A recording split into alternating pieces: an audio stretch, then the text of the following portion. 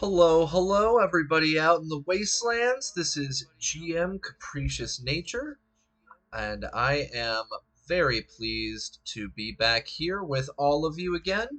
Uh, Apologize for that hiatus, but we are back in the role-playing seats yet again for another episode of Fallout Asia. Uh, Before I get in the middle of panning all the links that I need to pan, let's introduce our wonderful, wonderful players today. Let's start off on top with Captain Mark. Yeah, otherwise known as just Mark, if you like. Can find me here Saturdays as well as today. Saturdays I'm in the Nomad game. And find me over on twitch.tv/heroes in theory for some D&D. Um, and I'll try to think of the day, but no, that'll be it for now. Another confounding situation on top of confounding situation, and the podcast now can't come out till after Christmas because my player went and got COVID. So, bit of separation required. He's fine. He's fine. He's loving it. He's got the time off work. They've just given it to him because he's one of the rare people that actually has to go into work still. He's sitting at home putting his feet up. He actually said to me, just in time for the new Halo. I was like, all right, then you're not too worried. He's not worried at all, so breathe out. But it does put a wrench in my plans to record a few more sessions. We've got quite a few in the bag already, and it requires a lot of editing, so it's going to be a little bit of time. But that will be on all good podcast providers, and I'll be letting you know as soon as that's available. All right, well, thank you very much, and best of luck to your player with COVID, my lord. And I want to say thank you, RC Walker. That was actually on my end. The desktop audio was super low because of my last stream. So, hope you can hear folks talking once we come back in. And I just wanted to congratulate on the actual live stream itself. Congratulations, Captain Mark, on your recent marriage. All of the insanity of the ceremony and all that jazz is over, and now you have your life together ahead of you. So congratulations, very happy for you. Thank you. Yeah, it is true what they say. It goes by in a blur. So if you've done it before, you'll know what I'm talking about, and if you're yet to do it, you'll find out. But it just Most definitely, yeah. The little things in life, right? And our next up is going to be Raven. Raven, go for it. I'll be playing Survivor Mercenary today.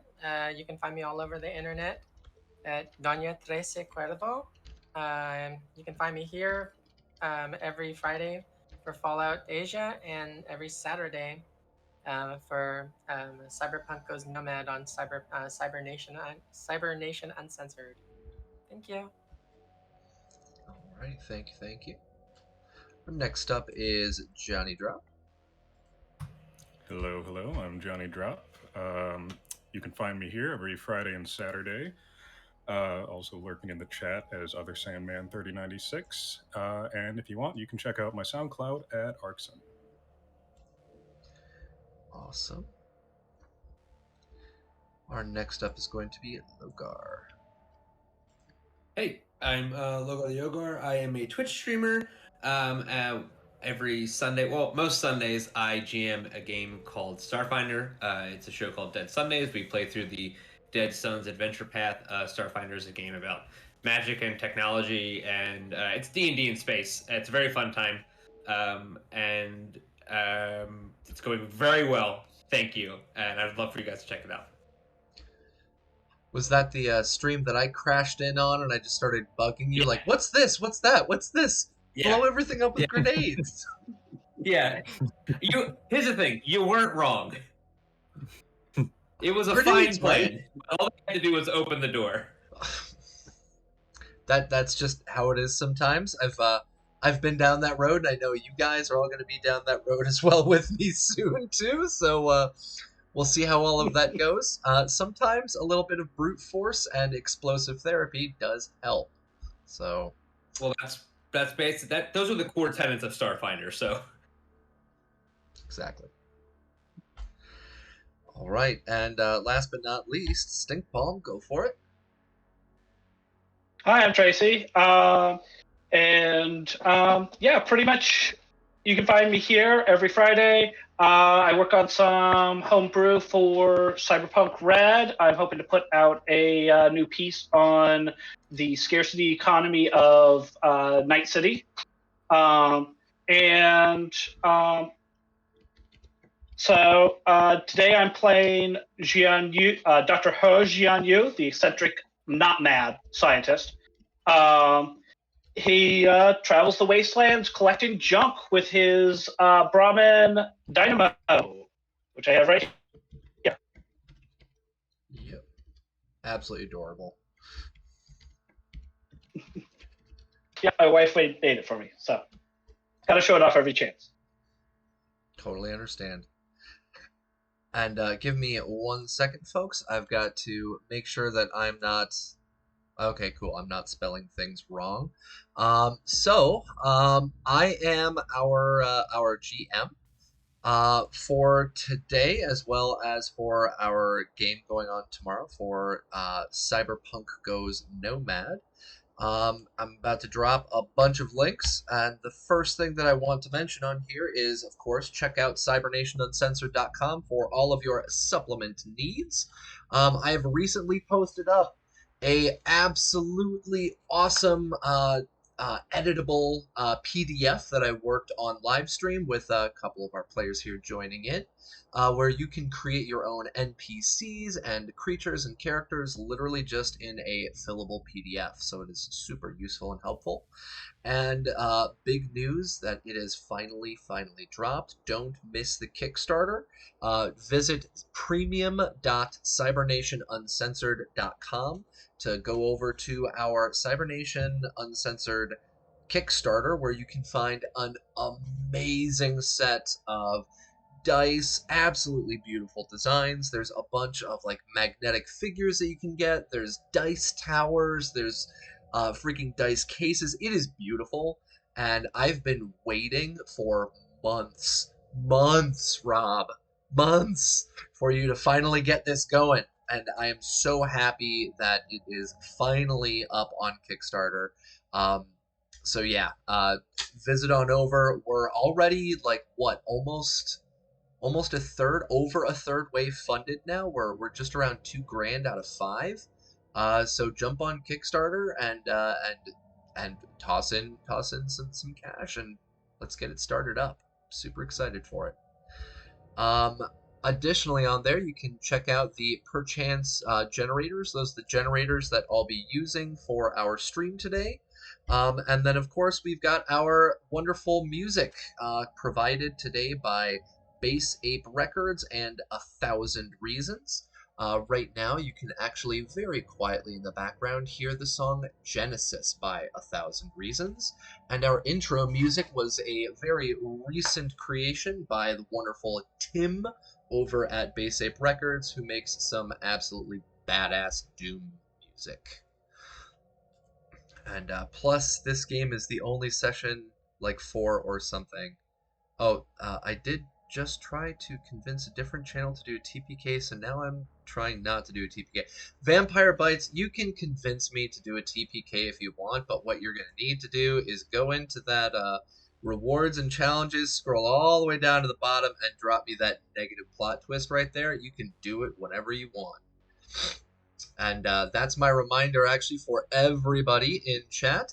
If you're watching us live on Twitch, you can catch a +2 to make rolls a little bit more difficult, -2 to help players out, and you can do everything from holotapes to pointless shit, all the way to new NPCs and plot twists. So check out those rewards points.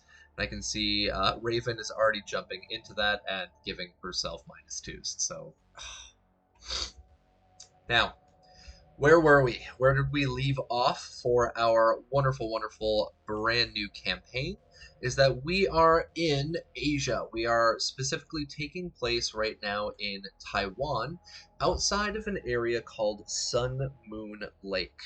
And if you caught any of the advertisements that I dropped on Instagram or Facebook or even on Discord, you can see the map that I put together. Where our players are starting just outside of the old reservoir that's actually used for central Taiwan. And the folks there are, well, they're surviving, just barely. They're dealing with rad roaches. So far, you guys have seen the disgustingness of the blood rain that you have to deal with sometimes. There's still lots of radiation pockets, and they're stuck in the middle of this pretty massive and dense forest. And for the location that they've been living in, there's literally only one road in and out of town. And in our last session, we had a very odd looking stranger walking in to town with something sticking out of his neck. And not only was he covered in this blood rain, but he was also severely injured. Our players tried to come in and save him, and yeah, it wound up being more of a mess than anything, thanks to our wonderful nurse Handy. And here's our character names, Minsky. So Minsky made a little bit of a bloody mess, and then Camacho came over and tried to increase that bloody mess with a machete until they kind of accidentally, maybe on purpose, literally made the shopkeeper just vomit his face off uh, while trying to clean up the store. Now, I have one question really quick for my players because I actually don't have it written down on here, which breaks my heart. What was the name of our shopkeeper? Taylor. Taylor, that's what I thought. Okay, and if you folks remember, he had 3 kids, and we had Camacho sending out those 3 kids to go do recon on Sean, and Sean threatened them with cannibalism, and they freaked out, fell over each other, and ran away. We've got Val, who is actively just trying to help the situation after that stranger came in, constantly dropping him on the floor. And we had Jianyu, our wandering trader, coming into town, using a luck roll to create a cigar still wrapped from pre-war, and started selling some of his wares. Now, we ended our session literally with our players getting together and making their way into the forest to get some food, hunt down some rad roaches, and try to make their way over towards the settlement that they were warned not to go to. But players are players, characters are characters. When you tell somebody not to do something, they're just going to do it anyway. So that's where we're going to be starting. And I'm actually going to step away for one moment really quick. My very sincerest apologies. I need a really quick bio break. I've had a lot of coffee before stream. So I will be right back, and our players here are going to have a chance right now to actually discuss what plan are they going to be following through with. Are they going to sleep the night because it's a little bit later in the evening? Are they going to start going? Where are they going to make camp? How are they going to get together their stuff to travel? So, players, I'm going to leave this to you for a second. The Overseer is going to step away for a moment, and when I get back, we'll start up our adventure. So go for it. I think our original plan was to sleep the night and then leave in the morning. Yeah. Because we didn't want to get caught trying to do any kind of travel in the middle of the night, which just seems like a bad idea. Yeah, agreed. Yeah.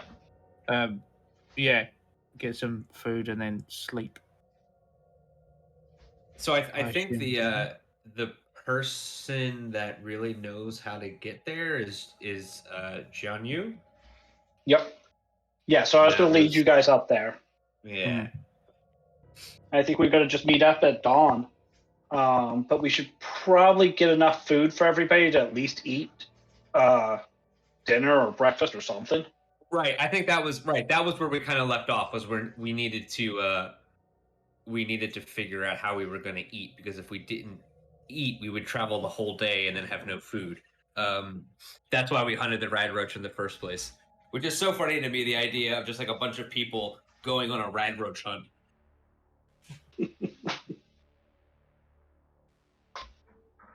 So we did find that rad roach, which gave us like 2 rad roach meatses, and it also found a bottle of dirty water inside of it, which we're not exactly sure. Yes, you did, yeah. But I know we need a certain amount of food to even cook like a steak. Yeah, it's like 3 rad roach meat to like make 1 serving of roasted rad roach or something. Yeah, something really, really odd like that. Someone accidentally stepped on some of it, so. Oh, right. Yeah. I don't remember who that was. Ooh. Who could it have been? Okay. So we could hunt another rad roach. We could continue to forage. We should probably just do another round of foraging. Yeah, to see if we can get enough food for everybody before we sleep. Because how long does it take us to get to the place? It's going to take you several hours. If you remember, I'd mentioned on the last stream that Jianyu has kind of made his way down there, and he knows it takes about 2 to 3 hours to get to the halfway point. And the halfway point between your settlement and that final location is actually a shrine. Okay. So yeah, I think that we should probably spend another couple of rounds foraging, and then take a little nap, and set out in the morning. Agreed. Yeah. Yeah, that makes sense to me. Absolutely. All right. So do you guys want to do foraging, or do you guys want to be hunting?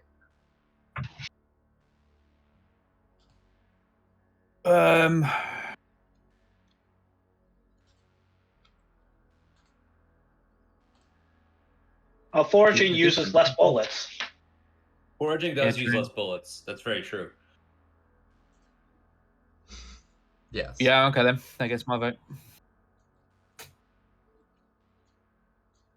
What is the question for you guys? So what step are you going to take? Are you going to try and go after some rad roaches? Are you going to try and just go after some foliage? What's the what is the skill use difference between foraging and hunting? Is it the same skill? So to forage, let me actually pull that up because I have that as part of my generator on here. When you are doing foraging, what you are doing is you are doing your perception plus survival, and it's a DV1, and the number of items that you get is equal to your survival skill. So if you have a 3, then you find 3 of that item. If you have 4, you have 4 of that item. Okay. Okay. So can we all roll the same check if we're all looking? You totally can if you'd like, yeah. I think we should all do that. Okay, so if you guys want to start doing some foraging now that you've killed that rad roach, and it sprayed a little bit of goopiness at Camacho, you can go ahead and roll me a perception plus survival. Your DV is a 1. So if you have 1 success, then you receive a number of items equal to your survival score. Hey, I critted. Sure did. All right, so yes, that would be a critical success, so that's 2. So you will get double the number. Your survival is a 2, so that means that you will receive 4 gamma guavas. So you find 4 gamma guavas. You can add that into your inventory, Sean.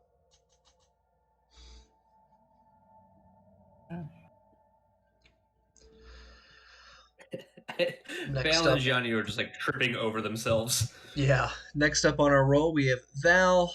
Val has 0 successes. We have Jianyu, 0 successes, almost a critical failure. That could have been very bad. Minsky, you've got 1 success with a 5 there. You have a survival of 0, so you will receive 1 item. What you find is you find 1 mutt fruit, just kind of dangling from a bush. Fantastic. And So go I've ahead. I've wondered this question my entire life, Mhm. and I say my entire life, and I kind of mean it. Is it mutt fruit or mute fruit? I always thought it was mute fruit because it rhymes. Mutated fruit. Yeah. Because it's mutated fruit. See, I always thought it was mutt fruit because it was a mutt between multiple different species that had mutated together. Oh no. Yeah. So that is a question we can propose to our chat. Is it mutt fruit, M-U-T, or mute fruit, M-U-T-E? Which one would it be? Mutt or mute? We get a vote over in our chat. Tomato, tomato, yes. Potato, potato. Let's just call the whole thing off. All right, RC Walker says it's mute fruit for mutation. There is no E, Vampire Bite says. Exactly. There is no E, but there's only 1 T. And there is. I googled it. There's a correct. There's no E in mutation either. Damn. Ooh. So, Val, you said you just Googled it with your mutate, brain because computers don't exist in our, or well, they do exist, but you don't have the internet in our post-apocalyptic future. So, what is the correct answer? It is mute fruit, as in mutate. Actually, you know what? I don't know if this is the right answer because this is just from a wiki page. I mean, do we have it anybody could from? be anything. Let's see, is April Stiletto in here today? Morpheus. No, April Stiletto has not joined us. If any of you catch April Stiletto on any of the streaming platforms, she is actually a member of the Modifius team. She works as part of their PR work, and she's worked with, I believe, Bethesda to get together the Fallout stuff. So she'd be the person to ask. I'm going to stick with mutt fruit because that's what I've always called it my entire life. If you want to call it mute fruit, then go for it. Potato, potato, tomato, tomato. It's all good. Sorry, I didn't mean to totally interrupt everybody. No, you're fine. It's okay. As I was typing it into my inventory, like that absolutely crossed my mind. Maybe I can just call it mutt mute mutt fruit. I don't know. As long as It's you a guys know what purple I'm apple. saying, that's what counts, right? All right. So we've got Johnny drop. So Minsky, you found 1 mute mutt fruit. Camacho critted the shit out of this. So not only do we have a 1 for a crit success, but it's also a tag skill. So that is going to be 2, and then we have another 2 over here. So that's 4. Your number is 3, so 3 times 4 is what? Freaking 12? So you will get 12 of the following item. Let me pull this up. You find 12 potatoes. Speaking of potato, potato. So is it Tato Well, or that's is it potato, Paco? potato. It's Tato. I know it's Tato. Because it's a mashup of potato and tomato. But it's a potato or tomato. Exactly. It could be Tato, it could be Tato, it could be mutt fruit, it could be mute fruit. These are the true debates of the wasteland survivalist life.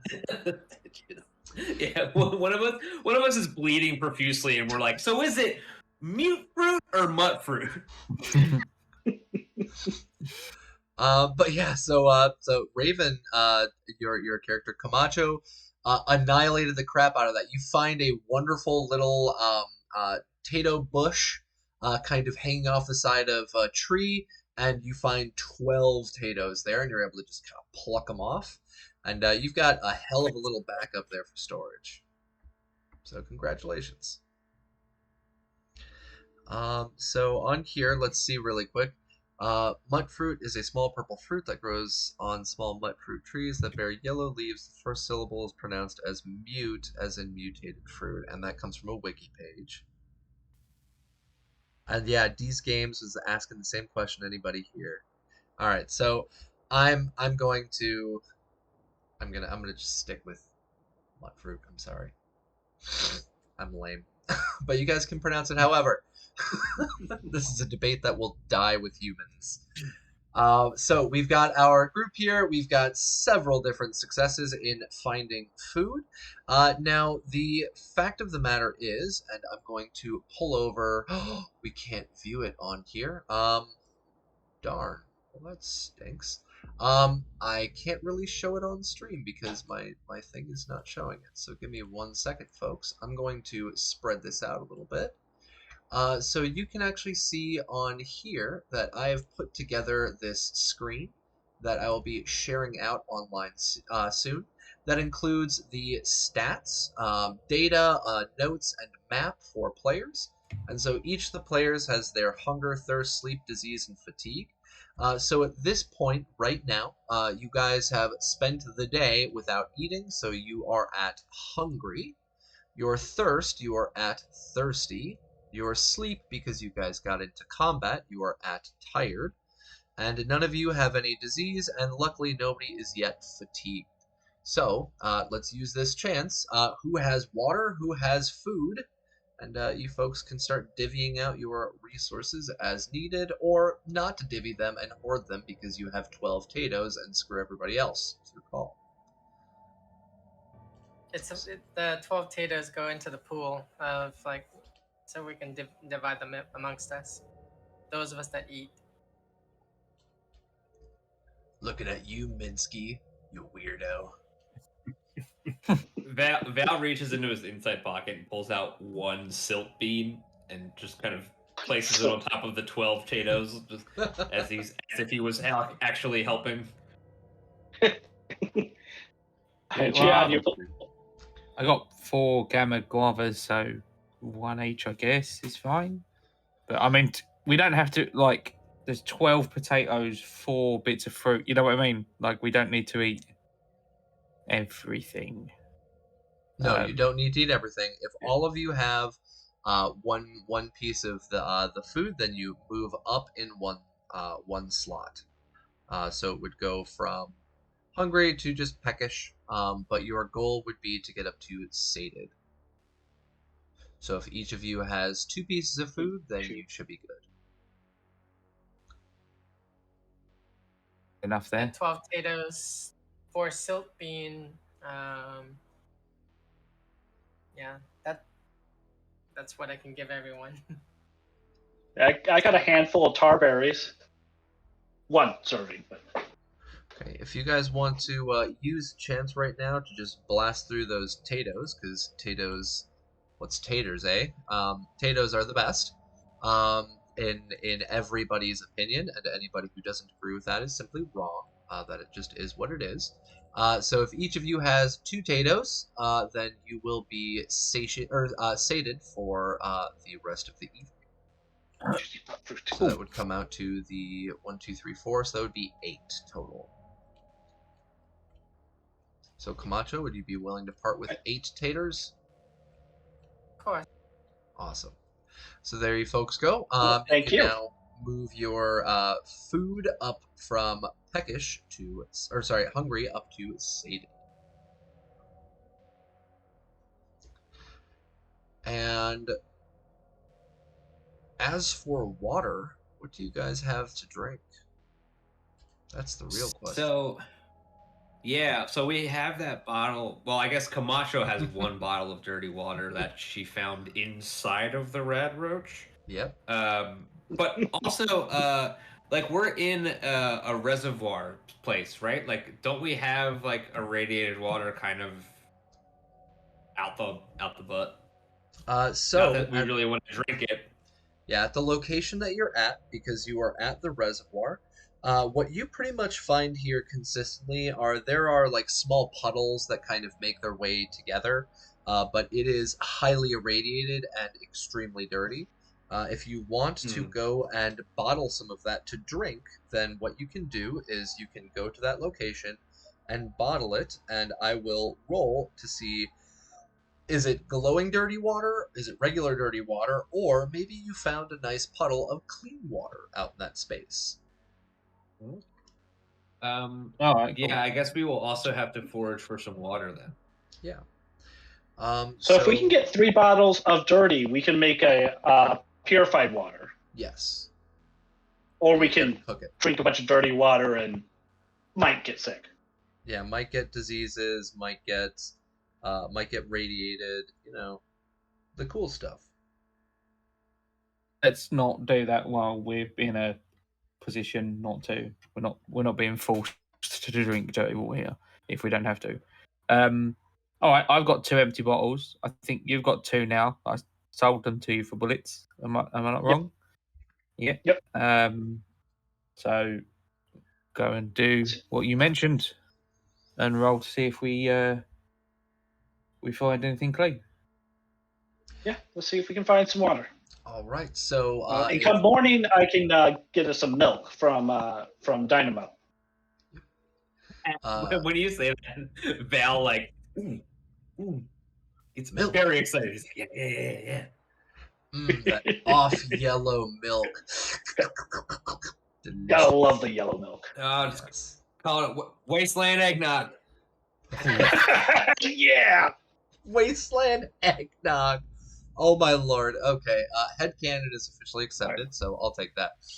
All right. So what I need. Oh, we're ready for that. I got a bottle of rum to go in it. A bottle of what? Of rum. Oh god. Yeah, mix in the rum with your your Brahmin milk. So what I'd like each of you to do right now is you can either choose intelligence or perception and roll it with survival for trying to find some water. And then however many empty containers you guys have right now, you can use to fill up. Otherwise, you can just try to drink the water straight with your hands. It's up to you. Yeah, I have no empty containers, so. See you later, vampire. Ooh, I'm rolling terrible today. All right, so Sean, you got 1 success. So you do successfully find a puddle. And the puddle, let me roll for that right now. You find yourself some dirty water. Do you have any container to fill it with? I got 2 bottles. Can I use a point of luck to bump that up to clean water? No. Okay. Never mind. Where's the... All right. You can bottle yeah, both I've got those, so 2. that you have 2 bottles of dirty water, and if you have 3 that you put together and cook, you can make that into purified water. So you got 2 bottles of dirty water. Val does not find anything. Gianni does not find anything. Johnny Drop does not find anything. And then Camacho fucking crits again. For that, let's roll. You're rocking the survival there. You also find dirty water. Do you have any containers to fill it up? I will after I drink one of my containers of purified water. All right. I have some containers. Okay. Yes, so you go ahead and drink one of your containers of purified water, and that will put you up to quenched. And then I can grab one of the containers from Jianyu. Yep, and you can fill those up. I actually have 2 bottles I got from Mark and 1 that I had milk in earlier. Mix that dirty water with that milky water. Milk. It's like my mom drinks milk with ice in it, and yeah, it's weird. But it's like letting your ice melt in the milk. It's not good. So yeah, I'll put my empty container away, and then I'll take Jianyu's two empty containers and fill those up. Okay. And can them back. All right, so you guys collectively have 4 now, and you can either right now you guys can use that opportunity because 3 of you are still thirsty. You can use that opportunity to drink the dirty water, or you can purify that into 1 container of purified water, which will satiate 1 person. If Camacho, if you fill up your container you just emptied with dirty water, you already had a dirty water also. That would get us up to 6, which is enough to get two purified bottles. Sounds good. Okay, so you fill those up as well. So you have 6 bottles of dirty water. Now we have somebody who has already put aside some stuff. So Gianni, you've mentioned before that you wanted to put aside some equipment for a cooking set, and inside the core rule book, a cooking station is actually pretty easy to make. So give me 1 second to pull that up. It's complexity 2, so it's 3 common materials. Yeah, so 3 common materials, you already have those set to the side. You already specified that Yep. to me. So yeah, you're able to just get your stuff together and literally make a cooking station out there in that space. And you can start cooking. So give me 1 second. What is cooking skill check? It's a survival. That's what I thought, but everything is And I survival. Oh, no. believe all. So a cooking station functions for 8 hours, after which it must be repaired. So you already told me that you wanted to put together a cooking station. It only requires 2 materials, not 3. So I read the 2 on it because it's misaligned as being a complexity of 2, which is 3 materials. Because you like on the entry, it's the columns aren't lined up right. Yeah, but if you look at it there, the complexity is just a survival, so that means that you just have a survival skill check. All right, well, if you say 2, I'll go with that. That gives me an extra material. Exactly, so no worries on it. So yeah, you're able to use those 2 materials, put that together. And now let's see, purified water requires 3 dirty water. It is a complexity of 1. So I need you right now to please roll me a intelligence survival of 1. DB1. All right. And we have the if minus twos in chats. Do you want to use any of them? So if I read the stuff correctly, the difficulty is the complexity minus your skill that you're using, with a minimum of 0.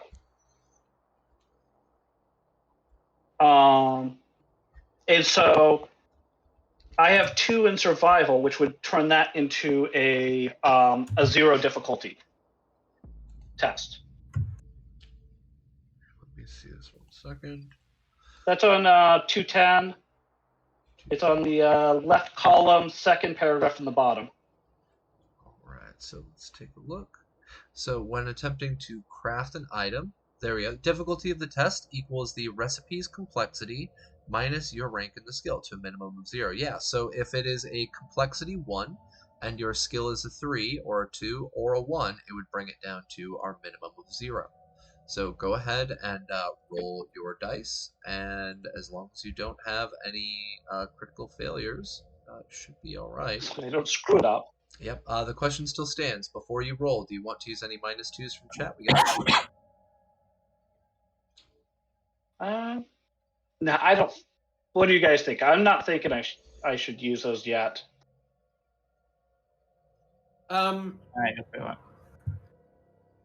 We should probably save them, yeah. Okay. Yeah. Go ahead and roll. See if you get any successes.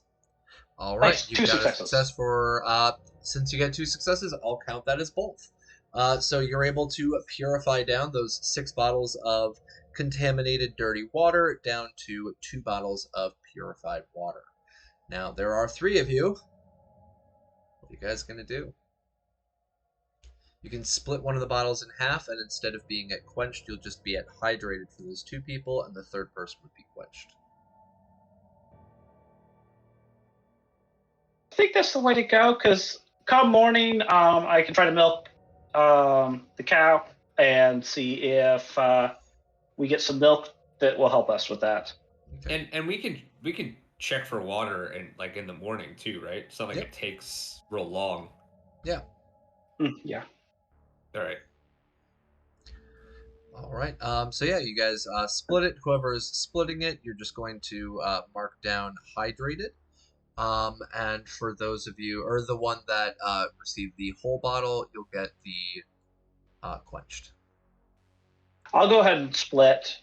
Yeah, Since I'm going to be the one rolling for the cow. I would assume Val, who has added nothing to this situation. It's like, can I just get like a little bit of water? Just a little bit, guys. Just Yeah. I'll share with you, buddy. Yeah. Please.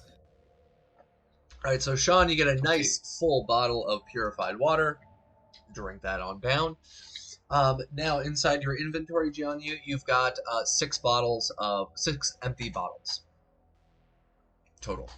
Well, I can give Captain Mark back his 2, and Val. Look, I don't have my words today. Sean his 2, and Camacho her 2. You know. Okay. Unless you want me to carry all the bottles, I don't care. I can stick them on the on Dynamo. Dynamo Empty into bottles a will be fine. wing All right. So yeah, all of you have worked your butts off trying to get this water together, trying to get the food together. You've eaten, you've drank, you've purified the water. You were cooking out in the flatbed out there, and the night rolls on. So go ahead and give us a picture. What do you do for your nighttime? What exactly goes on for that? Let's start on the bottom. Jianyu, what do people see? Me? Yeah. I am going to. Is it already dark and nighttime right now? What time is it? So you guys did foraging, and then you did collecting water, and then you did cooking. So that's 3 hours gone past. It was previously 5, so 6, 7, 8. It's about 8 o'clock, which means that yes, it is officially dark. All right, then it's dark. I'm going to kind of, make sure Dynamo's packed up. I'm going to go stop by one of my friends in the settlement, May. I had mentioned to you I was going to talk to her about some stuff in Discord. Yep. And so I'm going to do that, and then I would go retire off to my little place. All right. So yeah. So just kind of slip away. Sounds good. So you slip away from the group and you start taking care of your own stuff and head out to your own kind of sleeping area, pretty much. Did you want to do the Ame stuff here or what? If you want to. Sure. So Gianni, one of the things that you had mentioned is that Ame is a woman who helps, pretty much just helped you out, got you reaccustomed to the whole situation when you arrived to this settlement, and she's just been a supportive individual who has just been there literally to help out. Ame is pretty much like auntie for those of you who do not speak Mandarin, and so Ame would be just a cute little honorific. So yeah, you roll on up. She's got a small little shack, probably on the edge of the reservoir. She's been there since the very, very beginning. She lived nearby before the war, and she just kind of moved straight in. So yeah, you arrive. Yeah, so I'll knock on her door. Yeah, she opens up. She's like, "Oh, Jianyu, did you make sure to eat, La? Got to make sure you're okay." Oh yeah. We went out. We found ourselves some tatos. Well, come on in. Have some tea. Have some tea. Yep. And she has you come on in, and you see her walk over, and she starts lighting up a small little fire underneath a little tea kettle. That's most likely a converted metal kettle. That's now being used as a physical little stand itself. And she starts making up some tea for the two of you. And she says, "Oh, I've got what you were looking for. I finished that up just this morning. If you want to go grab it." Oh, excellent! I'll pop over in her kitchen and go check it out. All right. So what do you find? So when I get in there, I find a little peach-shaped little pastry, dumpling kind of pastry thing. That actually two of them that I have there, and I'm gonna pocket those. And thank you, Aunt May. As you know, it's Humia's birthday in a couple days. Yeah, I made sure to have it ready. I remember from last year. So, got to be ready for it. And we're heading out in the morning. We're going to go up to the resort area. I'm gonna lead a few of the others up there. Be careful, you know it's dangerous out there. I haven't seen anybody come from there in, what, a year now? I'm not sure if there's any survivors left. It's been a while, but somebody came down the road earlier. They were hurt, and we want to try to figure out what's going on up there before whatever's up there comes down here. All right, just be careful. Don't do anything silly. And you see her. We'll definitely be careful. Yeah, you see her pour out the tea, and for your inventory, you can add in for the roll that you grabbed, you can add in a sweet roll, and for the tea, you can add in a cup of brewed tea. For the sweet roll, since it was made, it's not pre-war. There is, of course, the regular HP of 4, but there is not a chance for radiation, so you can take off the irradiated. All right. And I had wanted actually 2 of those little pastries. All right.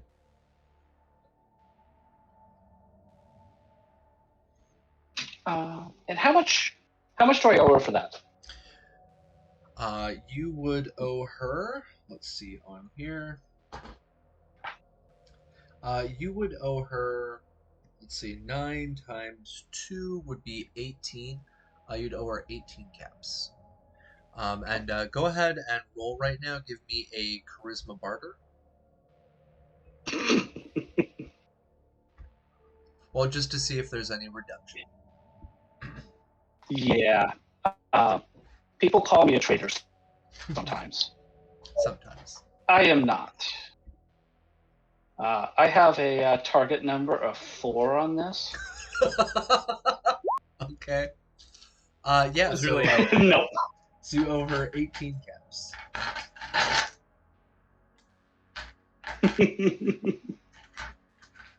All right. Excellent. Cool. So after chatting with her for a while, I will kind of retire for the night. Got to get up nice and early to milk Dynamo. All right. Dynamo, make sure that I'm up by sunrise. Yes. Well, she sees you off. She says, "Okay, make sure you're safe. Make sure you don't forget to eat. You have to make sure to always keep that tummy filled." And she pats your very emaciated stomach. Since most people here have been dealing with borderline starvation for a while now, very little food growing in the area, very little available clean water. So she just kind of pats your stomach. She's like, "Make sure to take care of yourself." I will. You take care of yourself. Is there anything you need while we're out? If you could find me some more ingredients. I'm always looking for. Hold on one second. Let me roll for this, and you can actually add this into your little quest space.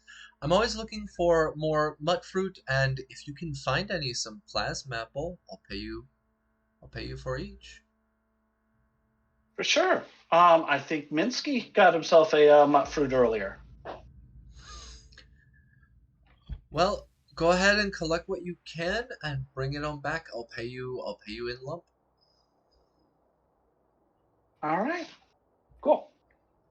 And And I'll keep my eyes out for plasma apples. all right. And she kind of waves you off and closes the door. You've got the 2 sweet rolls. Make sure that you take your deduction on that for the caps. Yep. You also have a cup of brewed tea. And for that one is just kind of on the house, so you don't have to worry about that. All right. And I just realized that I don't have my Fallout Asia supplement pulled out. Folks, don't forget, you can always check out CybernationUncensored.com. I have our Fallout Asia on there because we're going to be mentioning lots of different goods and stuff that literally does not exist in the core rulebook. So yeah, check out on there. And so yeah, Plasmapple, if you find any, she'd be willing to pay you 20 caps for 1 Plasmapple.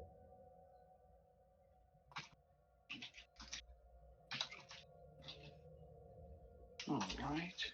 As for Nice. the mutt fruit, I got the wonderful book open in my lap. Each mutt fruit she'd be willing to pay you 8. So you have a quest to go find Plasmapples and mutt fruits. Excellent. Wow. For Camacho, shui jiao. Dumplings.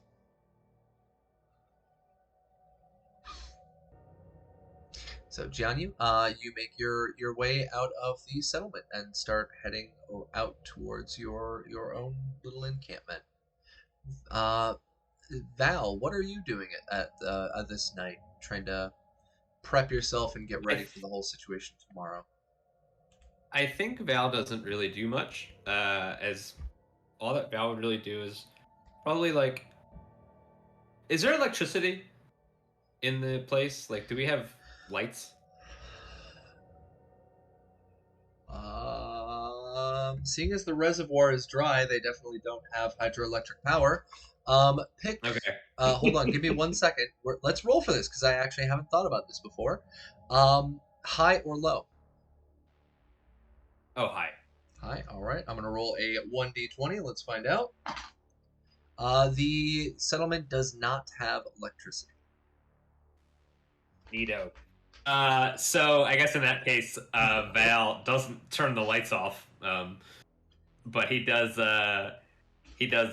close the front door. Does he have a front door? I guess he has enough of a door that he can close it and put something in front of it so that nobody will be able to easily get in. But as far as prepping for the next day, he goes over his things, but all of his things really just include like 1 pair of pliers, a gun, and his bullets. So he counts all 20 of his bullets, and he's holding up the 1 shell that he shot at the radroach. Like, I could have just hit it, but I had to shoot it. And then that's really it. He stuffs the bullets in his jacket, hangs his jacket up, and lays down next to his hunting rifle. Not in like a cuddly way, in like a this is next to me in case I have to wake up very quickly way. Yeah. I got you. He doesn't spoon the rifle. No spooning? Oh. No. Missed opportunity to get close. This is your rifle. This is your gun. Come on. You know the same. All right. So yeah, you don't spoon your rifle. No. Sure. That's what they all say. He's like, that's weird. Give me some eggnog. All right. So yeah, you settle in for the night. You've got your own little settlement. You've got your gun there in tow. Minsky, what are you doing since you've very recently gotten into a sensitive situation, Taylor?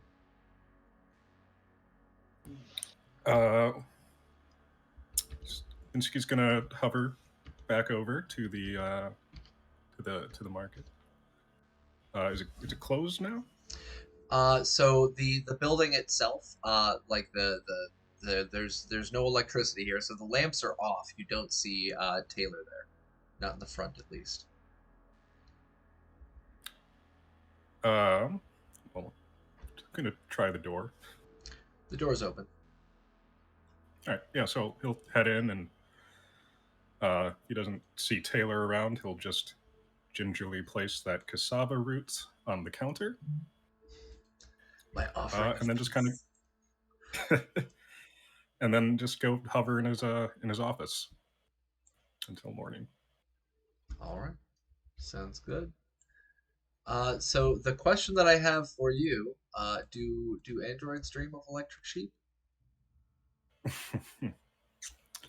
No, Minsky will be dreaming of this bloody incident from this morning. Got it. All right. So no electric sheep for you. All right. Camacho, what are you doing for the evening? Just going over my my weapons, clean off my machete and my 10 millimeter. Just make sure it's in good working order.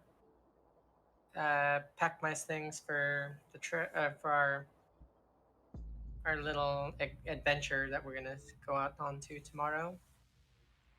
Blow out the candles and go. Blow out or I mean, turn off the lantern and go to bed. All right. Sounds good. And Sean. Sean would be probably very quietly frustrated dismantling the 10mm that jammed on him earlier. And he's takes the magazine out. Got quite a few rounds. 40 something. But just gives it a couple of test fires. Just listening for the click, the mechanics in the pistol working as they should, rather than the jam that occurred earlier. They'll reassemble the gun and put it away. So sort of looking down his nose at the thing. That's what he has to make do with. Yeah. And I think before Camacho goes to sleep for the evening, we'd probably sort of approach her. So do you often use children to do your dirty work? Is that something I'm going to have to worry about? Something I learned in my village when I was a young child. I was what I do with the children is what my parents or my father would do for the other children in the village where I'm from. So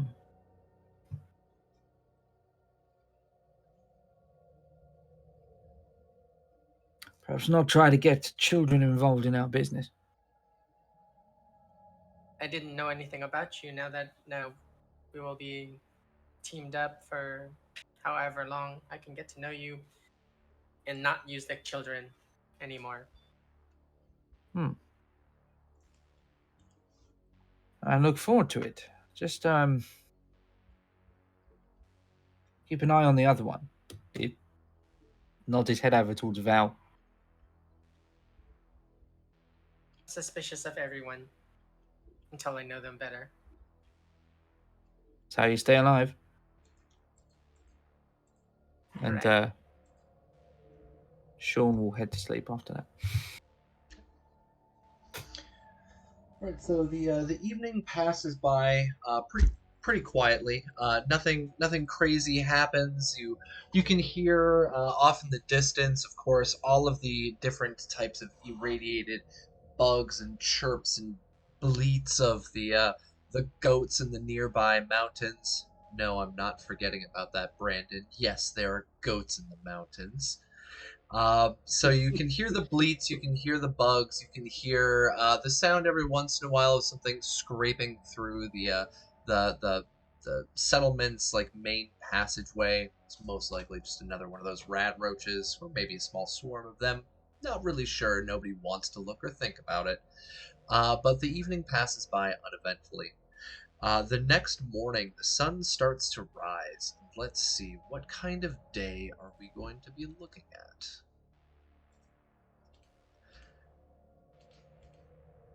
So the sun starts to rise, and the clouds themselves are still overcast with these thick gray clouds. Nothing too beautiful to see. Even up in this mountain range, the sun is still obscured. The air itself still seems kind of heavy with the smell and feeling of possible rain coming in the future. But the morning has arrived, and each of you are now awake. The plan was, if I remember correctly, that a lot of you were going to get together, and under Jian Yu's guidance, you're going to make your way out to the reservoir, or to the uh, not the reservoir. That's where you guys were living. You guys were going to make your way out to the main tourist area. Is that correct? Yep. Okay. So give me 1 second. Fine. I actually have my very happy to have it working finally. I have my snazzy maps up and running. So give me 1 second. Let's pull that back, apply, pull that in. So yeah, you're at the reservoir. You have a 3-hour trip ahead of you before you get to one of the shrines, and then another 3 hours roughly from there until you arrive at the main tourist area. It is roughly 6 a.m., and I leave it to you guys. What are you going to be doing? So I think the first thing that Val does is so I guess I have a question like mechanically. How often do you re-roll the weather? So I do that once in the morning, and then I've got once in like the halfway mark during the day, so noonish. Okay.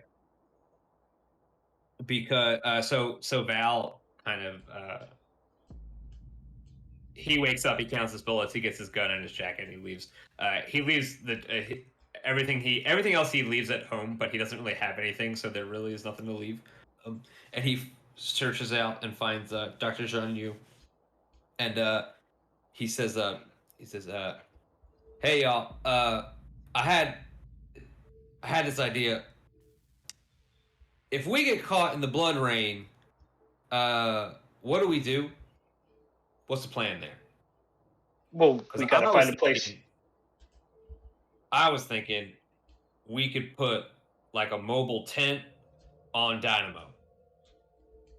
Like if we build it out from his saddle and then put a big tarp over it, and then that way we can make like a little house. Maybe with the right materials, I think we could. I don't think I have stuff for that right now, but we might be able to jerry rig something. Because if we get caught, we're in. Only one of us is going to fit under the cow. Yeah, I mean, otherwise we have to find ourselves some shelter. Right. There are some places on the way. Oh. I mean, they may not be great places, but so if the weather changes every 6 hours and it takes us 6 hours to get there, so that we're probably on a good path to be okay. Yeah, probably. Hopefully. You expect to live forever? Our luck holds out. Oh, one other thing, and he starts like patting himself down, and then he reaches inside and he pulls out what looks like an ID card, and he says, "I've had this for a really, really long time. and I was wondering if you knew anything about it. And he hands it to you, and I think it's very similar to the ID card that you have. And he Really? is looking for more information on it. He says, "I've had that for it's from the bunker where I grew up, uh, and I kept it because I didn't want to get rid of it, and I was just wondering if you knew what it was for.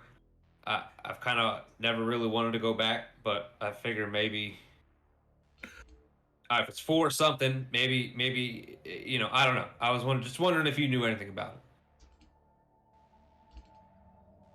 Really? That's very interesting that you found something like that. So that would be it's probably labeled as a ID card from maybe the Department of Home Affairs or something like that. I imagine, Cap. So the ID card that he pulls out, it is a modern-ish day key card. It's got a little chip on the inside of it that you use to pretty much go in and out of different secured areas within one of the vaults that he had lived in. And so the vault that he lived in, he had mostly free reign outside of like secured areas, and he could use this little key card to get in and out of those different areas. So it is a modern key card used for like what are those called? Those little chips called? Like an RFID or something. Yes, like an RFID chip. Thank you. Sorry, I haven't called it one of those in many years now. But yeah, it's a little RFID chip. Mm-hmm. All right. Yeah, so it looks like a key card. Is it labeled for his specific vault, or does it have specific labeling to it? Yeah, so on his, it is for his specific vault. And give me 1 second. I'm actually trying to get something to work, and it's being very stubborn, so I'm just going to stop with that. Give me one moment. And did you have a number picked out, Val? Or can I give you a number? No, I really didn't. All right. So why don't you just give me one? Yeah, he's from Bunker 867. Bunker 867. And it has ID card, and then it has his full name written on it. That's really interesting. I mean, I imagine it's just for your bunker. But if we find the right equipment, we might be able to reprogram it for something else.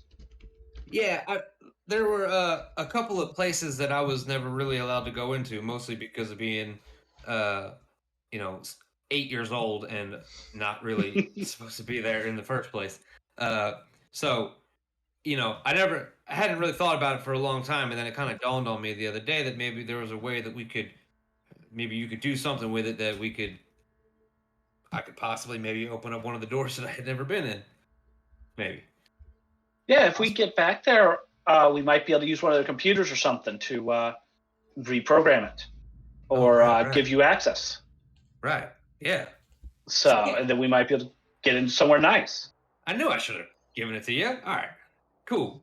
All right. Well, we'll keep that in mind, and if we're ever over there, maybe we'll take a trip down. Sounds good to me. And then I guess he takes the ID card back and like just he pins it to the inside of his jacket as his credentials that he could flash. Okay. All right, yeah, so you've got your bunker ID card. You are all set for that. Jianyu, the one thing that we forgot to handle is you got to take care of your dynamo. Yep, I got to milk dynamo. That's a agility survival. Yep. Difficulty 1. Yep, you've got 2 bottles. So if you match the DB1, you get 1 bottle. If you match the DB, or if you beat the DB, then you get 2 bottles. I actually have 3 bottles because I also have the bottle that I had dumped out on that guy from the Blood Rain. Oh, I meant bottle's ability to fill. Are you able to go all the way to 3 with the Brahmin?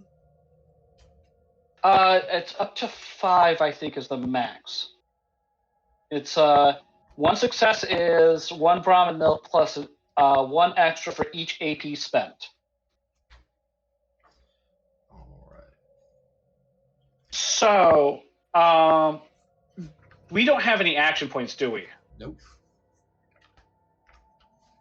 It's the next So, turn. question: if I, to everybody else, I can buy like an action point from the GM and roll an extra dice, which gives me a better chance of getting more milk.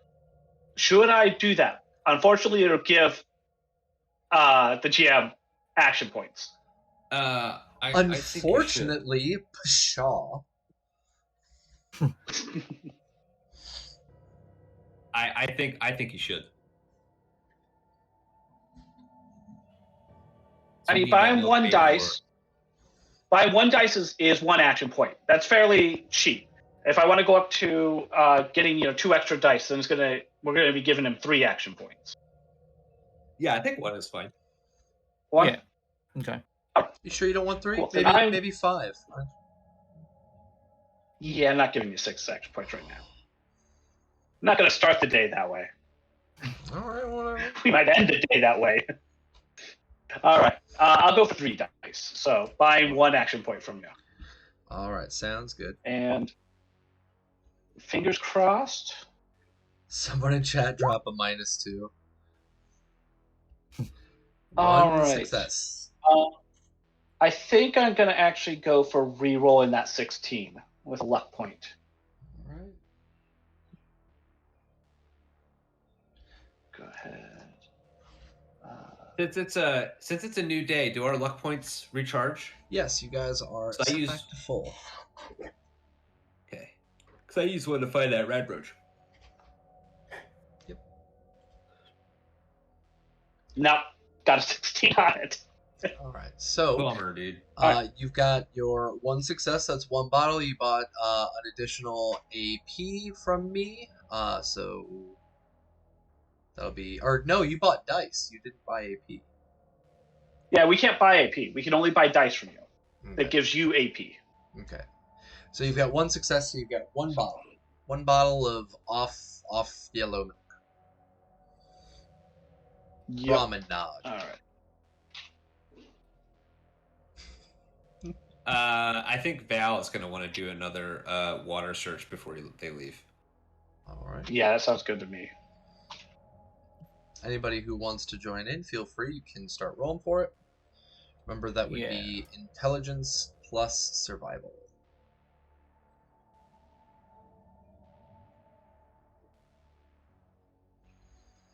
Val is a no. Jenny is 2. Sean is 2. Critical success. Johnny is 1. And is Camacho going out for water? Yeah, I'll do it. 1 moment. And is Minsky going out for water? Or does Minsky not care? Yeah, Minsky no, did. it's going up. Oh, sorry, yeah, it's under Johnny Drop, not Minsky, sorry. I'm reading everybody else's characters' names. I'm just like, wait, where's his? Yeah, you're good. Oh, RC Walker dropped in a -2 now. Got 2 fails. All right, so we've got 1, 2, 3, 4, 5 bottles of dirty water. Let's see, do we find any glowing dirty water instead? Let's roll for it. Give me 1 moment.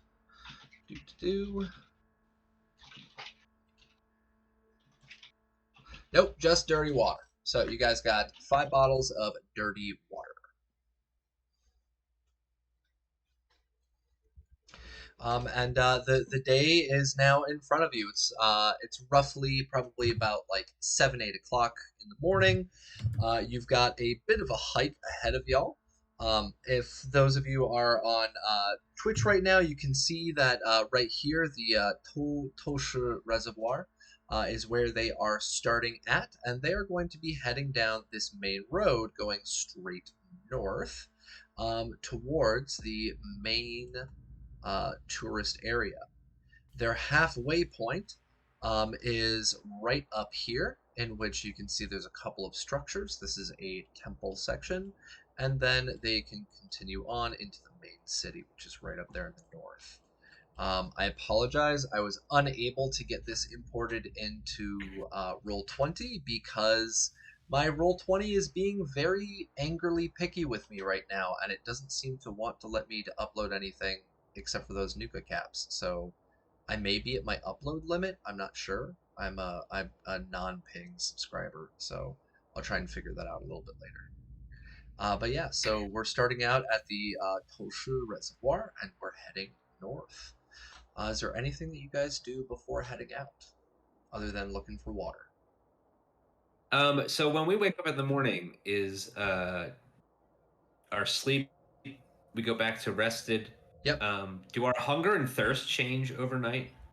For right now, because you were sleeping inside a structure, I'm gonna. Well, no, because we need to follow the survival. Your hunger, you are peckish. Thirst, you are hydrated. So minus 1 for each for the sleeping.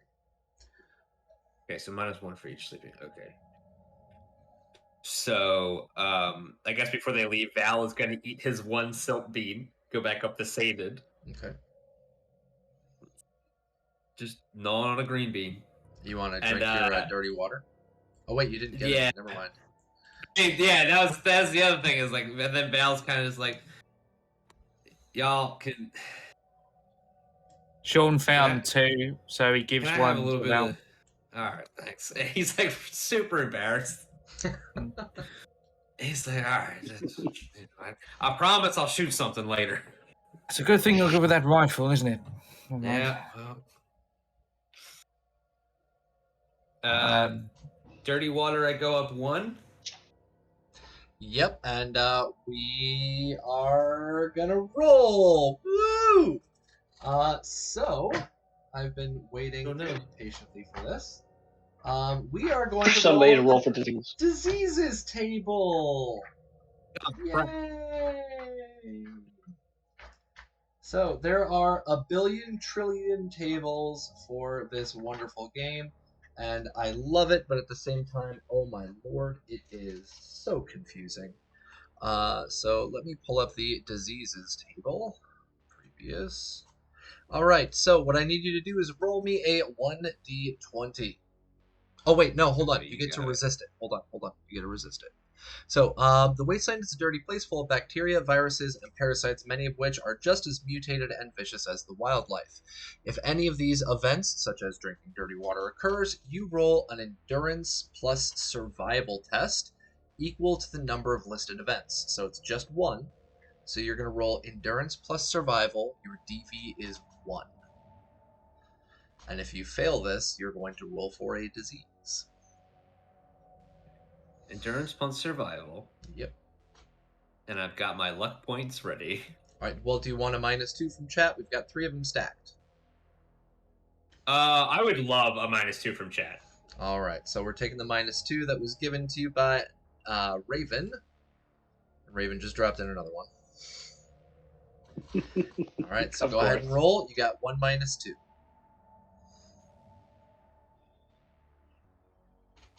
With that -2, it brings your 9 down to a 7, which matches your DV of 1. So, thank you very much, Raven. You just prevented your group member here from getting diseased. But you are now quenched or hydrated. So you can go actually to quenched because it's a whole thing of water. Dirty, disgusting water. But yeah. What else? Anything else, folks? I think I need to drink. Oh, go ahead. Sean will do the same. All right. Go ahead and roll me survival plus endurance, and do you want to use a +2 from chat? We've got 3. Yes. All right. All right. Oh my God, we've got 5. All right, so this -2 comes from Stink Palm. Maybe Stink Palm. Go ahead and roll. Endurance and survival. 1 success. You are good. You are back up to quenched. And Stink Palm, do you want to use a -2 from chat? So I'm going to need to drink something. I have a question. How long are you going to let the Brahmin milk stay good? Or Brahmin nog, sorry. 1 day. 1 day. All right, so by tomorrow, it's bad. Yep. Then I'm going to save that for later. Okay. And yeah, I'm going to go for dirty water. All right. Go ahead and roll your And- endurance plus survival. Do you want a +2 from chat? Oh, sorry. I -2. am going to take. I will take a -2 from chat, and I am actually going to drop a luck point and roll luck in survival. All right. So this -2 comes from RC Walker. Thank you, RC Walker. Thank you, RC. Ooh, nice. Some action points. All right. Yeah, you Nice. got 3 successes there, and you do add in an action point. So let's go in here. And if you folks can see on here, I'm not sure if that pops up on OBS at all, but I made some wonderful Nuka-Cola Cherry, Classic, and Quantum bottle caps that you can find on our Discord. And I'm using these for our AP and as our little cap. So you've got 1 AP right now. Good job. Shouldn't we get 2? Yes, so I had 2 3 because you got 3 successes and successes. difficulty. Yes. Yeah. My bad. All right, cool. All right, so 1 and 2. Okay, cool. Anything else that you guys are doing before we head on out? Other Sandman 3096 redeemed something pointless and random. I will actually be doing that once we get back from our break. So Sounds right. good. Yep. Anything else, folks? Finsky would probably just check in with Taylor before heading out. Taylor is there, of course, with his kiddos. You can see the kids just kind of meandering around in the shop, doing what NPCs do in a Bethesda game. T-posing, rotating, and floating across the surface. No, I'm just kidding. So the kids are just meandering around the shop. They're chilling out. Taylor's there, and he looks over at Minsky. He says, "All right, Minsky, be safe out there. I'm not going to be there to fix you up. So make sure you don't do anything too crazy. Come back in one piece. I know you made a mess, but I don't want anybody to make a mess of you." Well, thank you, Taylor. Did you get my gift? Yes. Thank you very much. I appreciated it. I gave it to the kiddos. That was their breakfast. Part of their breakfast this morning. Well, I hope that somewhat smooths things over between us. We're all good. See you later. See you later. And he waves, and the kids kind of wave bye as you head on out of the shop.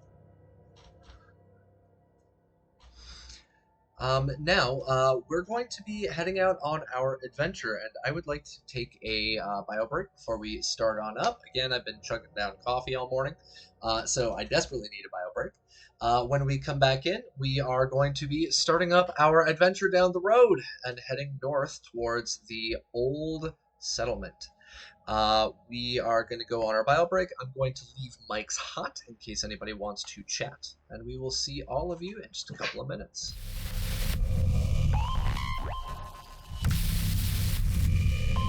Alright, mics are hot, folks. Got some music rolling on in the background. Gonna turn that down. Remember, this is from Base Ape Records. Enjoy your listening, and we will be right back.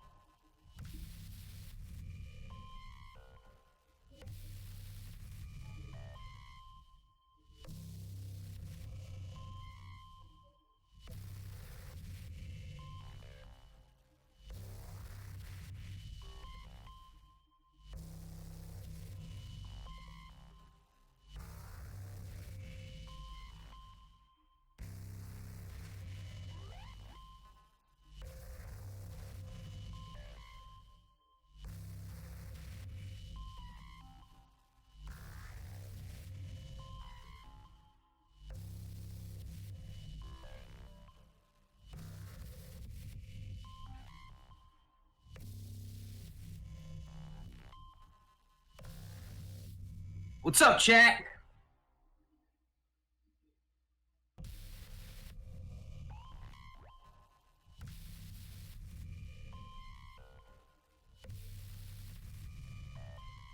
All right, where are we at?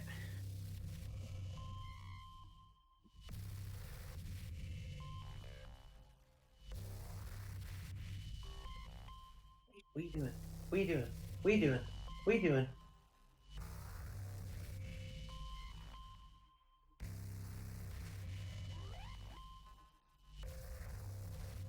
He's yelling at my cat. Hey, buddy.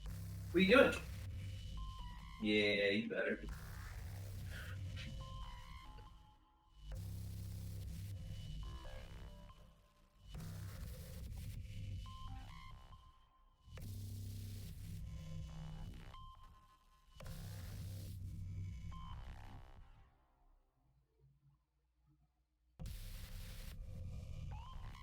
I hope it shoot a guy.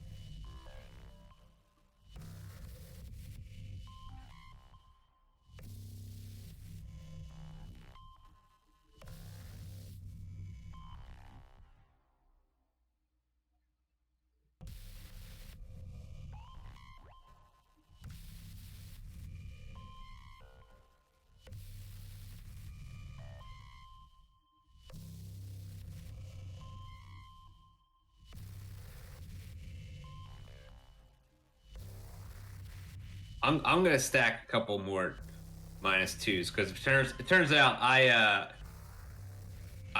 have a lot of points.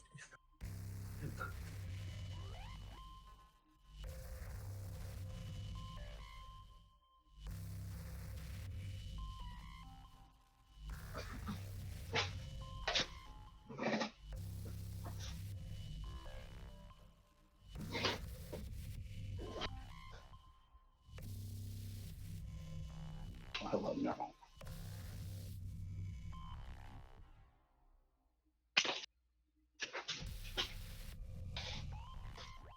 No, you don't get my drink.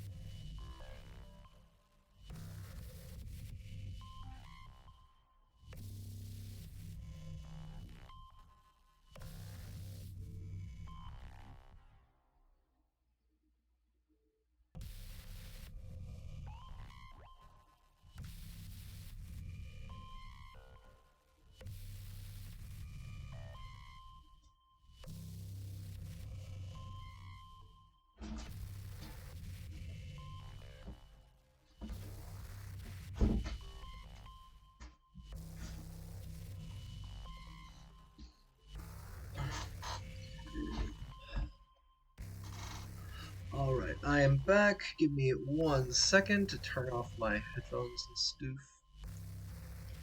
And I'm going to, really quick before we start up, I'm going to get that Roll20 little map thing set up for us so that we actually have a better visual than literally nothing. So give me just 1 moment, and then we are going to jump right back in. You guys can still chat if you'd like. Just give me a second.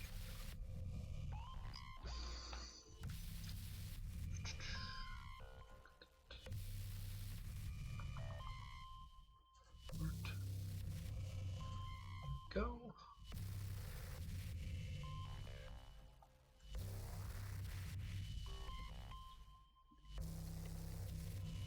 That's a great question. Do the +2s cancel -2s, or do they have to go consecutively? If you guys throw in +2s, I get to use them to cancel out your -2s. Because I'm a little stinker like that.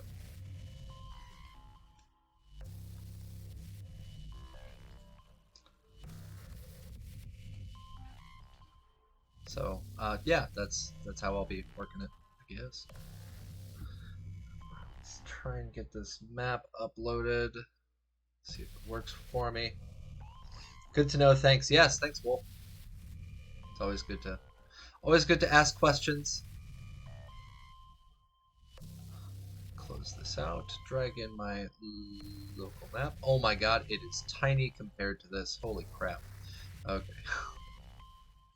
Let's get that. There we go. Sometimes when you drag stuff like that into Roll20, it immediately tries to put it in the smallest box because it tries to put it in a square. Ah.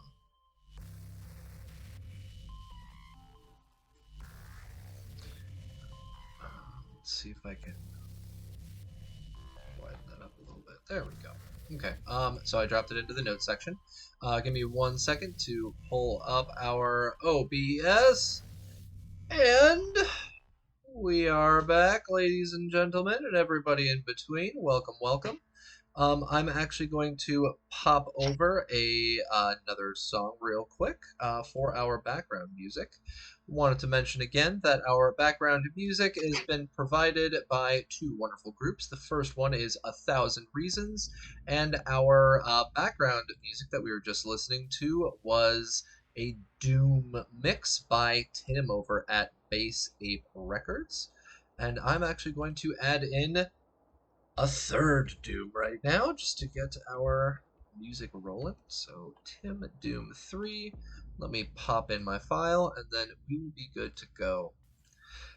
So what's going on right now is that we've had our players getting prepped and ready, trying to get all of their stuff together. They ate, they drank, they got all of their equipment, and they are about to head down the road.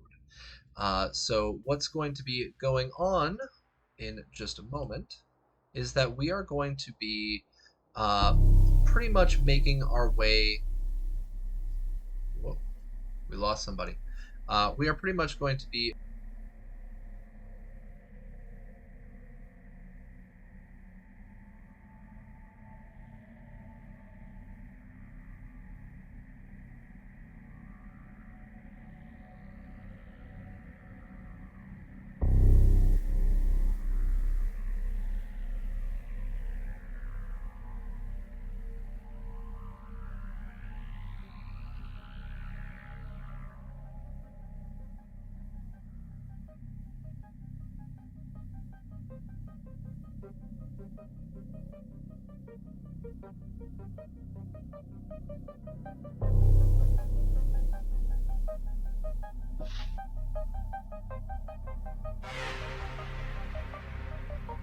Yep. Yeah, let's go.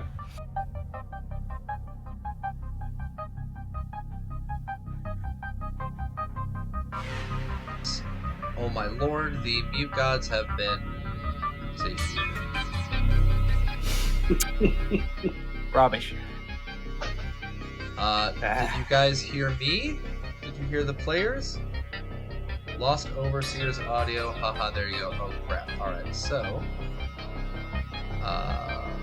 Second. Now they have you back now. Yep. Okay. Cool.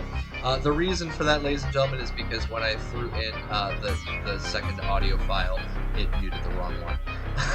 So that's my bad. So let's get our Doom audio just nice and low, background ambiance. There we go. All right, now our mics should be good. Cool, cool, cool. So we've got our party. They are ready to go. It's about 8-9 o'clock in the morning, and they've got a bit of a hike ahead of them. As I just mentioned, while being muted, they are starting down here in this region. This is the Sun Moon Lake Reservoir Settlement. So this is where they have all made their lives and their survivals right here. They are heading north towards their objective, which is listed right up here, and that is the Sun Moon Lake Resort. And about halfway through, they're going to be getting to right about here. They have a chance to stop, rest, scavenge, whatever they need to do to try and survive on their way over. So we're going to be starting off our journey. First and foremost, I would like whoever is leading to give me a roll. So who is going to be leading our group of intrepid adventurers? Is that Jianyu? Yeah, I guess I'm leading. All So right. what do you want? So what I need you to do is give me a survival plus intelligence to properly make your way north along these trails. Just a heads up for everybody who is watching while he's taking care of his role. The region that they are in is, well, we're in Taiwan, and it is a tropical island, post-apocalypse. So what's left over here are literally lots of horrible burned out trees. We've got mutated animals, possibly raiders, and it looks like we have a critical failure. So that's a wonderful little addition. I'm gonna have to burn a luck on one. You want to burn another luck? I think I do not want a critical failure on guiding us. All right. So if our audience can see right here, part of the map that I've put together and created literally includes this wonderful little quick reference table about AP uses and luck uses. And so what he is doing right now is he is trying to re-roll one of his skill tests for stacked deck.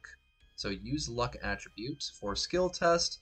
He can use luck of the draw to introduce a lucky feat or detail, or misfortune here to re-roll 1d20 or 3 critical dice once. So you want to re-roll your 1d20. Yep, I re-rolled it. I got one success, and I was re-rolling that crit fail. All right. So give me 1 second. Skills, perks. Did not want to end up going in the opposite direction. Yeah, that'd be bad, steering you guys into the middle of nowhere. So give me 1 moment. Core rules, rolling the dice. Difficulty tests, complications. Where's our? There we go. Okay, cool. Yeah, so you're all good. So our team is heading north along this trail, and their goal is to get to this settlement all the way up in the north, and Jianyu begins leading everybody there. As you guys are going, you can see along the trail itself, this used to be a paved road from pre-war. The road itself is very heavily worn, torn up. There's cracks and buckles in it from the every once in a while still getting earthquakes here in the region. And in general, you can see that the forest around you is a mixture of burned trees and dead overgrowth and some still living plants. You can hear the sound of bugs and animals skittering around every once in a while. But the general area is still pretty alive. Being up in the mountains, they mostly avoided a lot of the radiation and destruction, but it's still pretty burned out. You start making your way, and so for the first hour, you're able to kind of make your way straight across. Go ahead and give me one more check. As you guys are heading down this major road. Survival intelligence. Survival. All right, There we cool. go. One success. So you've made your way down now, and the reason that we did another one is because those of you who are looking on Twitch, you can see there's a fork in the path down here, but he successfully takes them across one that is still up and running. There was a bridge that is literally going over a small gorge, and this area, one of the bridges has been taken out. The other one is still standing, and so all of you can make your way across this area. You can see that one of the bridges has literally collapsed and crumpled down into the jungle underneath as you make your way continued along this trail. Now we get to this small little area, and all of you can see that there is a second road that kind of runs off and down a small trail into another area that looks like it could have been a little road stop or gas stop, just like a zero stoplight town back in the day. Do you guys want to stop and follow that trail down, or continue going along your path? Do I know if that place has been totally looted out, or do I know anything about that area? Give me another intelligence survival.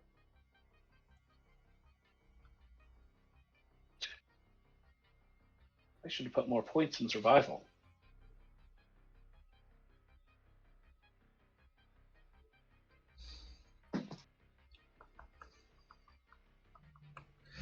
Yes, Good you've success. been down there a couple of times.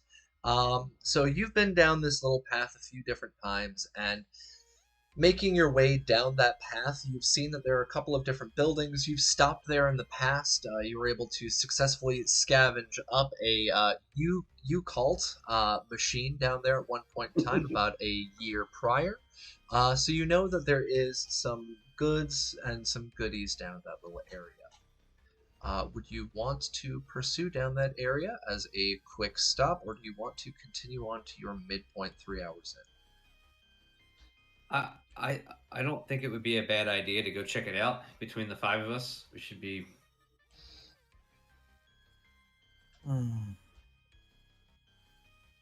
You often see any other people here? You've never run across another person in this area. No, I've never seen anybody else down here.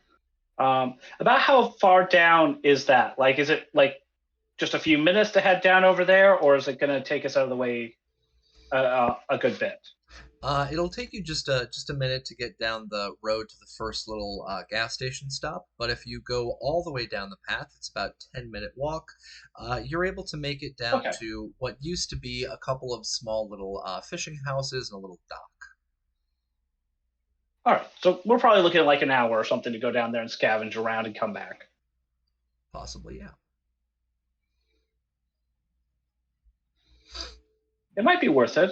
What do you guys think? I think it's worth the hour, but we can vote. Go ahead. I'm asking you guys. It's your call.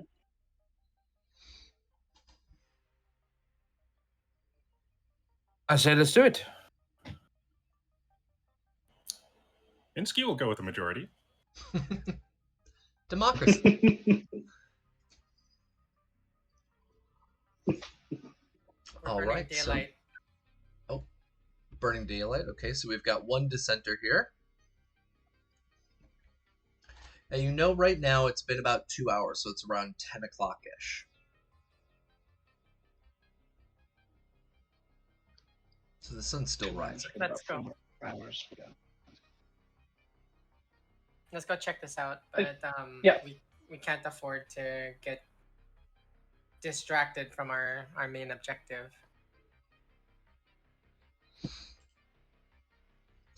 All right. So let's go.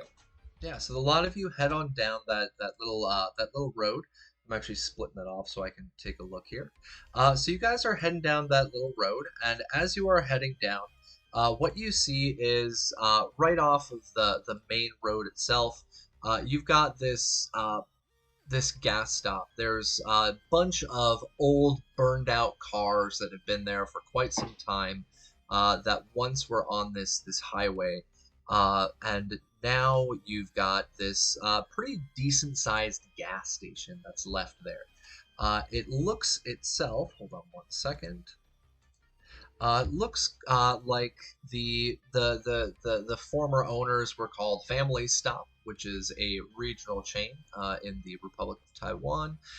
It looks like it's recently been searched. So there may have been somebody going through there. This could have been where the previous guy had stopped, but you know that there is most likely still some stuff to find indoors. The Right. building. Val gets excited. Oh, sorry. Oh, sorry, I was just going to say the outside looks cracked, and the building itself, the interior looks like it's a little hazy, and the air seems kind of stale. Sean will look at the first available obvious entrance and start clearing the rooms. Yeah, so And that will allow the rest of the party to search behind him as he clears the rooms for any threats. Yeah, so you come on up to the first entrance, and you can see that the door itself is ajar. It's literally fully opened, and as you walk in, again, the air seems kind of heavy, kind of gross. But you can tell that there's nobody that you can see inside of this building itself. The one thing that you do see, though, is that off on the side of the building, it seems as if a pipe that had gone through the wall has broken and is leaking. And it looks to be some kind of sticky substance kind of just dripping down to the small puddle on the floor. But as long as you don't go near it, you should be all right. And I can't smell anything in the air, gas or anything like that. Yeah, so the smell that that comes to your nose is coming from the air itself. It just seems kind of heavy and dingy. It smells like old concrete and wood, so kind of moldy, because Taiwan's pretty well known for our mold issues. But you can also smell what seems to be this bitter scent coming off of that sticky substance dripping out of the pipe on the wall. Sean will draw his pistol anyway, and move into the room, clear the corners, see if there's any more doors other than the one we're going in through. Yeah, so they're going into the building. You can see it straight through. There's this large kind of food court area. You see an area where people may have gone there to pay to refuel their vehicles. You can see that they've got a little old espresso machine that looks kind of broken down and wrecked, and there's a back door that probably goes into a employee area. Is anybody else going inside with you? I know Val would be very excited to try and find snacks. Okay. Like gas station snacks. Get yourself some fancy labs. Yeah. All right, so Val's coming in with you, and the two of you are in there. Anybody else go inside with them? I'll go inside. Yeah. All right, so it seems like you're not alone in this, Sean. Everybody is walking in there with you, and they're not waiting. So they all impatiently come into this old gas station. And this is the first place that most of you have probably been into outside of your settlement in quite some time, possibly years. You're about 2 hours away from the settlement that you all live in, so this is one of the first places you've run across. Now, what I need all of you guys to do is we're going to do a group check. So what I'm going to be asking for is going to be survival perception. And so what's going to happen is I'm going to need one of you to be our main roll, and then each of you are going to roll a 1d20 with your target number for survival perception. So who here my survival plus perception would be 9, and it's not a tag skill for me. Okay. So mine's only 8. Yeah. Yeah, mine's only 7. So Is survival a tag for you though? No. Okay. It's 8 and it's tagged. Yeah, you should probably. All right, yeah. So if you roll the 2 and everyone else rolls 1. Okay. And would you like to take any of the -2s from chat, Raven? Oh, never mind. The sure. next -2 that's queued up is your own. But you can spend an action point, roll 3 dice. Yeah. Okay.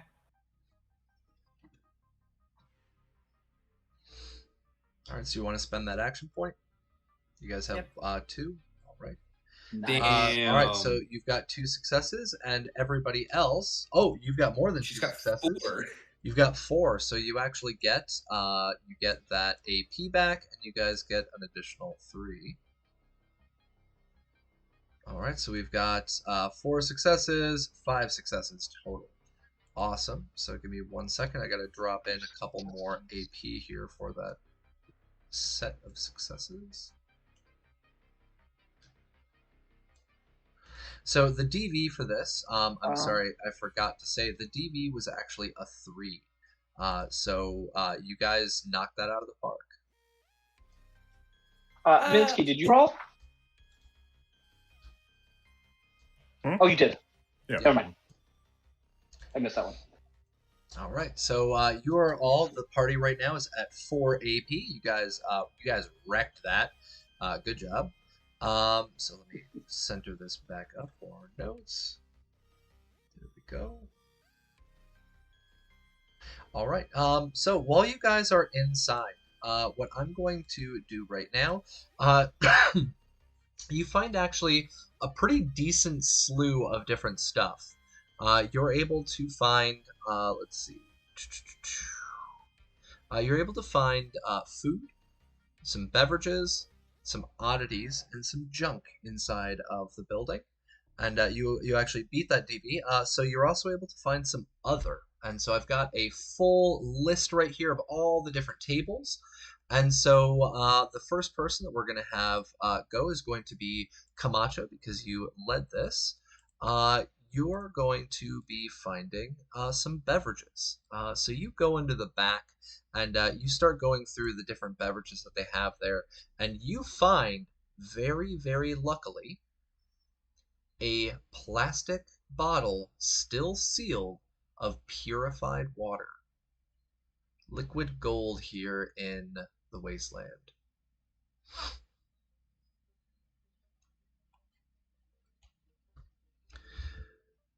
All right, the next person that was up for this was Minsky. And so Minsky, as you're looking around, because it's a group check, as you're looking around, you're able to actually find a vending machine that was in the back that you're kind of able to walk up to and kind of bang with your instruments and stuff. And the inside of the machine, it actually drops down a carton of instant tea. So a small carton of instant tea drops down, and as you pull it out, you hear a on the inside of the machine, and another one falls out.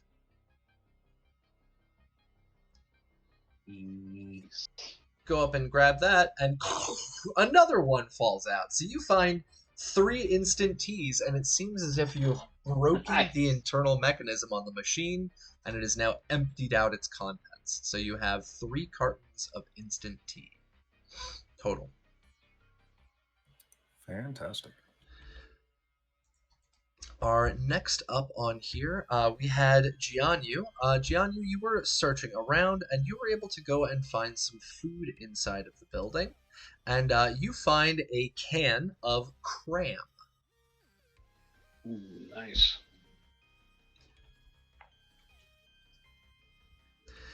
Sean, you were searching around. You're trying to do all of your very, very astute observations of your surroundings. And as you're doing that, you actually find what looks to be in that little back area of the employee area. You find some clothing back there. Seems to have been left behind pre-war. And what you discover back there is a set of some torn up old clothing and what looks to be in decent repair a hard hat. So you find a hard hat, and it says on the top, give me 1 second. It says Sun Moon Lake Reservoir Repair Service.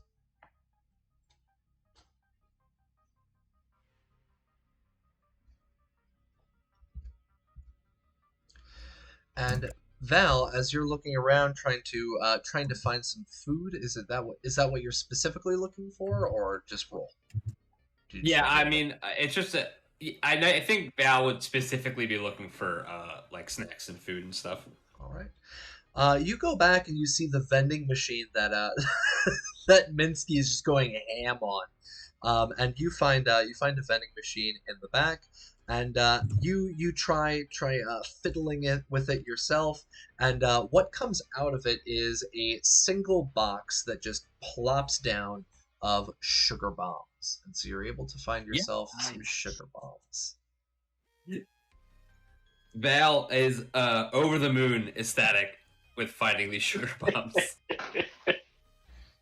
Nice. Now, while you guys were going around and trying to get all this stuff and fiddle around with everything inside, you guys were making a decent amount of noise, and so what you actually hear is some quiet sniffing coming from that front door. And walking in towards that front door is what's called a Formosan mountain dog. Formosan mountain dogs are the most common animals here in Taiwan. We literally have hundreds of thousands of them that are strays. But this is Fallout, and the Formosan mountain dog itself is a pretty large dog. Extremely patchy fur. It looks like it has some kind of mange. And you can see that the jaw on it, they don't have any lips that cover up their teeth. And so it walks in, teeth bared, patchy fur, and it starts sniffing at the air. What are you guys going to do? How close is it to the rest of us, I guess, relatively speaking? So I'm going to move over to our map table here. So the majority of the group is going to be in that close range band. You yourself went into that little employee area in the back. And as the animal walked in, it's coming in at a medium range. So that's going to be this Nuka quantum cap right here. So we have our close, near, medium, and far. And so, yeah, you have this animal coming in and sniffing the air. So what are you guys doing? Sean, you're still in the back, probably still a little focused on grabbing that hard hat clothing. Go ahead and roll me a perception check to see if you can even hear it. So it'll be perception survival for Sean. Okay. Perception.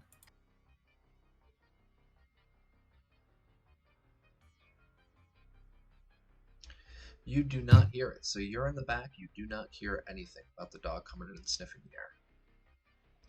What are the rest of you doing?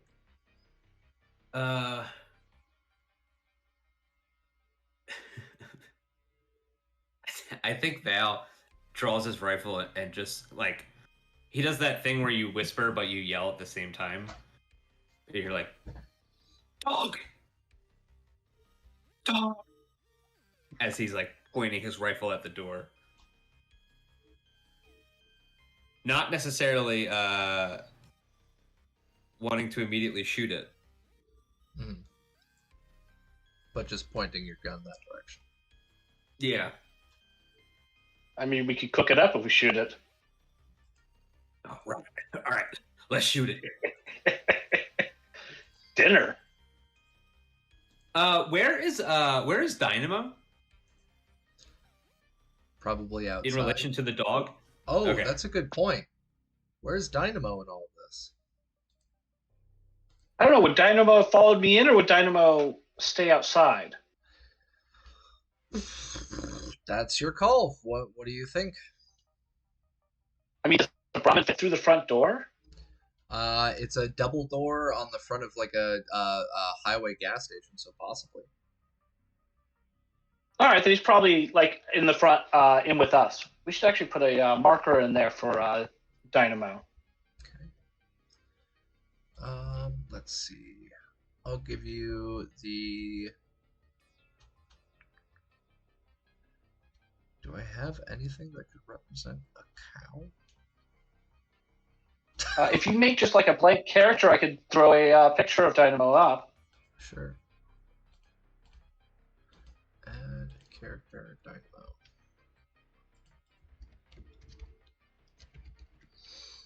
Alright, in player's journal, I'll throw that into mine and yours.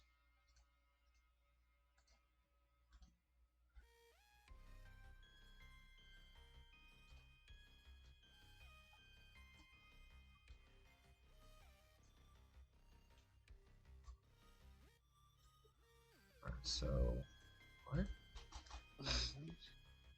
Give me just a second. I'll get a picture in there. No worries. So what are the rest of you doing? What are you guys doing? I mean, Val is gonna aim at it to shoot it, but not before anybody else gets to do the thing that they want to do. Okay.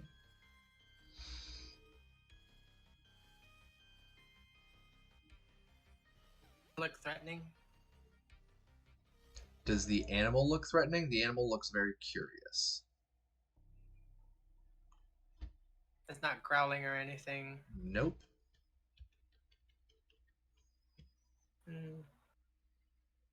So, what I will probably do is take a piece off a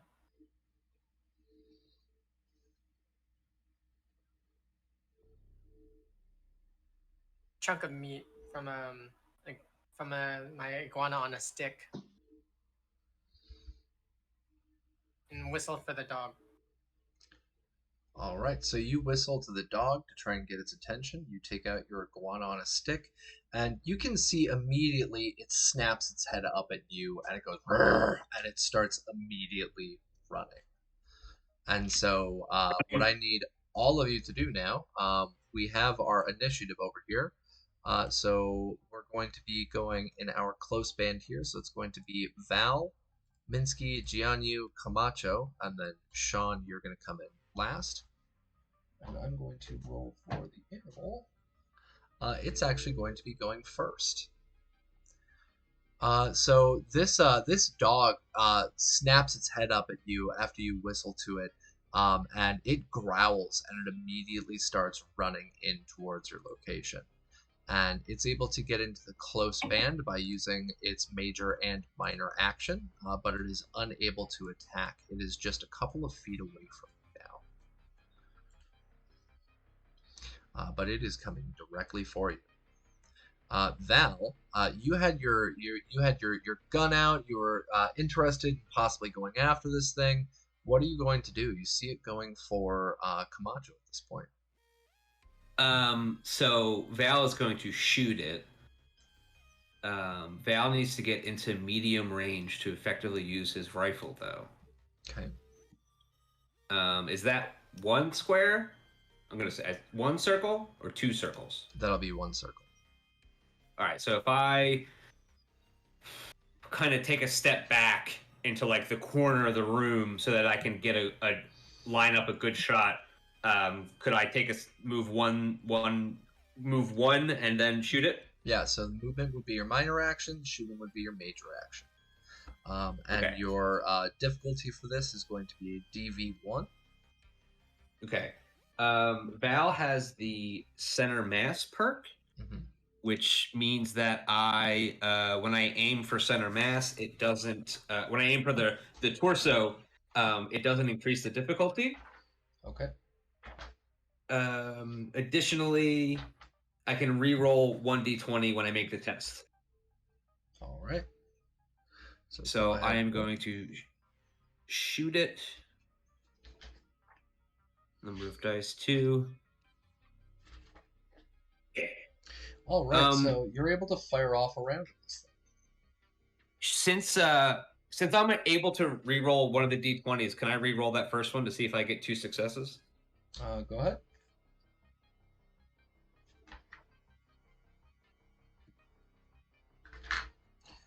I did not. All right. Okay. So yeah, I hit it. All right, give me 1 second. I'm actually gonna pull up the combat section so I don't screw anything up on here. Because again, I'm brand new to this.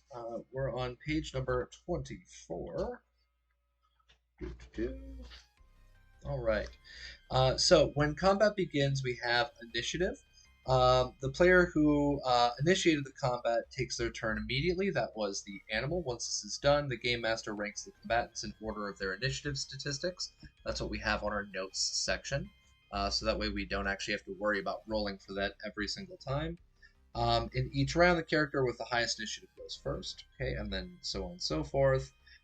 Initiative statistics, we don't have to worry about that. So our minor actions. The minor actions you guys can take are aim. You can draw or pull out an item. You can interact with a piece of equipment or the environment. You can move or you can take a chem.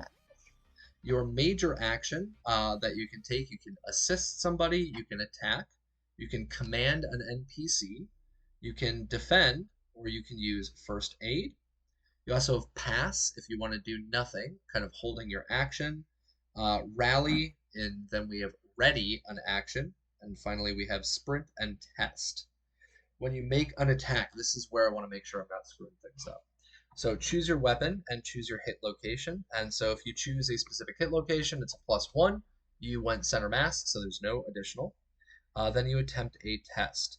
So for a ranged weapon, roll agility, small guns, which you did, or endurance, big guns, or perception, energy weapon, with a test equal to the target's defense. And so that's where I needed to double check and make sure that I had that correct. And yes, the DB would be a 1. This is modified by the range to the target, and you now went into optimal range, so you're all good. We have the hit location, which is the chest, and now you go ahead and inflict your damage. So go ahead and roll for your damage. Holy shit! So that's 1, 2, 3, 4, 5, 6, and 3 of that is piercing. So I'm not really sure how. Jesus Christ! The hunting rifle's great, but you can only shoot 1 bullet. Yep. So give me 1 second. You said piercing. Yeah, any dice that has the face on it is piercing 1. All right. Does that mean?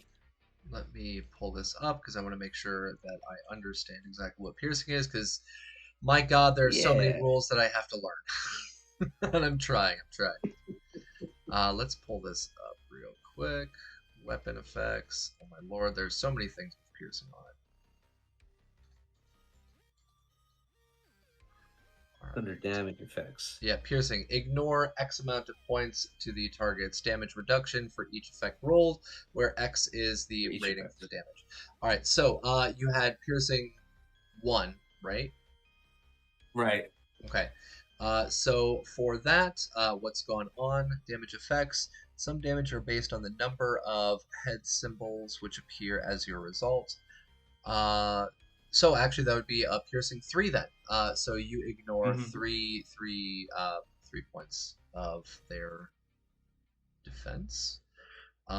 So that would be 1, 2, 3, 4, 5, 6, ignoring 3. All right, so yeah, you have 6 going straight through into this thing's HP. You fire a round off. Now that we have our mechanics down, you fire a round off. It goes into and then through this fucking dog, and embeds itself in the floor behind it. And Camacho, it's right in front of you. This thing's now bleeding actively in front of you, and you can hear it yelping and howling as it gets shot. So yeah, we've got our first round off. Holy shit! Good job. I've got a what from RC Walker Nexus? Huh? What's wrong? What question? Very confused. So yeah, you've got a round going off. You have already started kicking this thing's ass straight out straight out of the door. So the next up is Minsky. It has a crit, right? It has injury, right? Yeah, because that was no. above 5, right? Yep. Yeah. Oh yeah. Just making sure. Yeah. So, yeah, it's screwed. Yeah, critical hits and injuries. Torso, you begin bleeding heavily. That's why I mentioned that it went through and it started bleeding heavily. Nice. At the end of each turn, you suffer 2 CD damage, ignoring all of your damage resistance. Cool. So yeah, next up is Minsky. Minsky, you see Val back up and fire off this round straight through the dog. You hear the yelping and the howling. You see it's starting to spurt out some blood. What are you doing?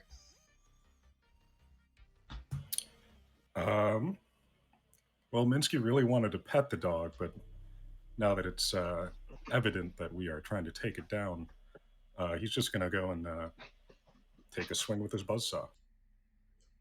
All right. So you come on up and you try doing a melee attack. All right. So what I need you to do for a melee attack, remember our DV is a 1, and so for melee, what you need to do is you need to roll strength plus your melee weapon.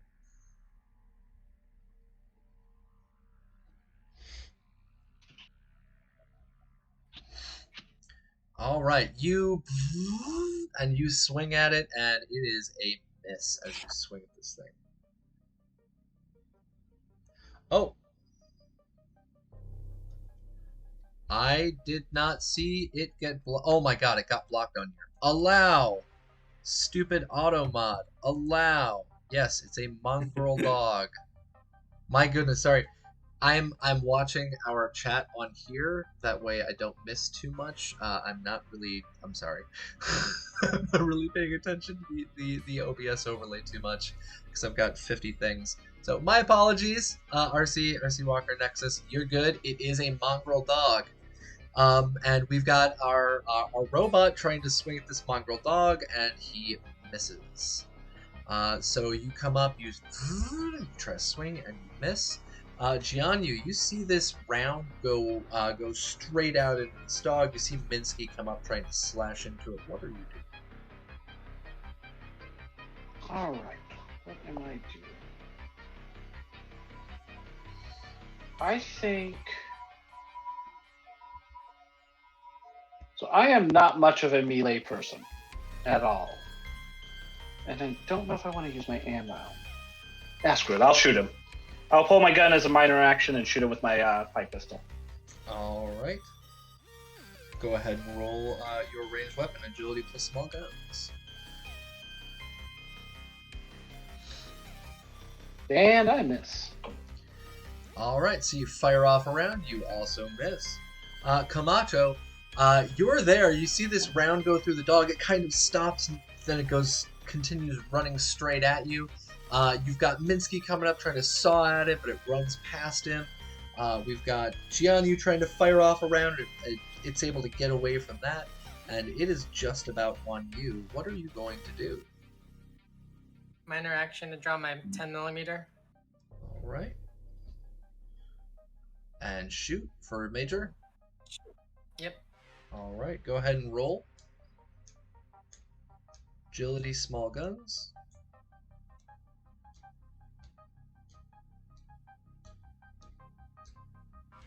DV of 1.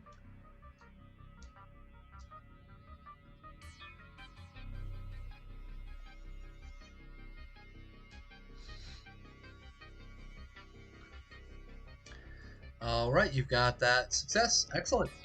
So yeah, you pull out your 10mm and you fire off a round straight at it. I'm gonna roll for location. All right, you get it in its left leg. Go ahead and roll your damage. A perk of better criticals. Okay. Nice. I burn a point of luck. When you inflict 1 or more points of damage to an enemy, you may spend 1 luck point to automatically inflict critical. it causing an injury. All right. Give me 1 second, because I have no idea how that works. Yeah. All right. Go ahead and roll your damage.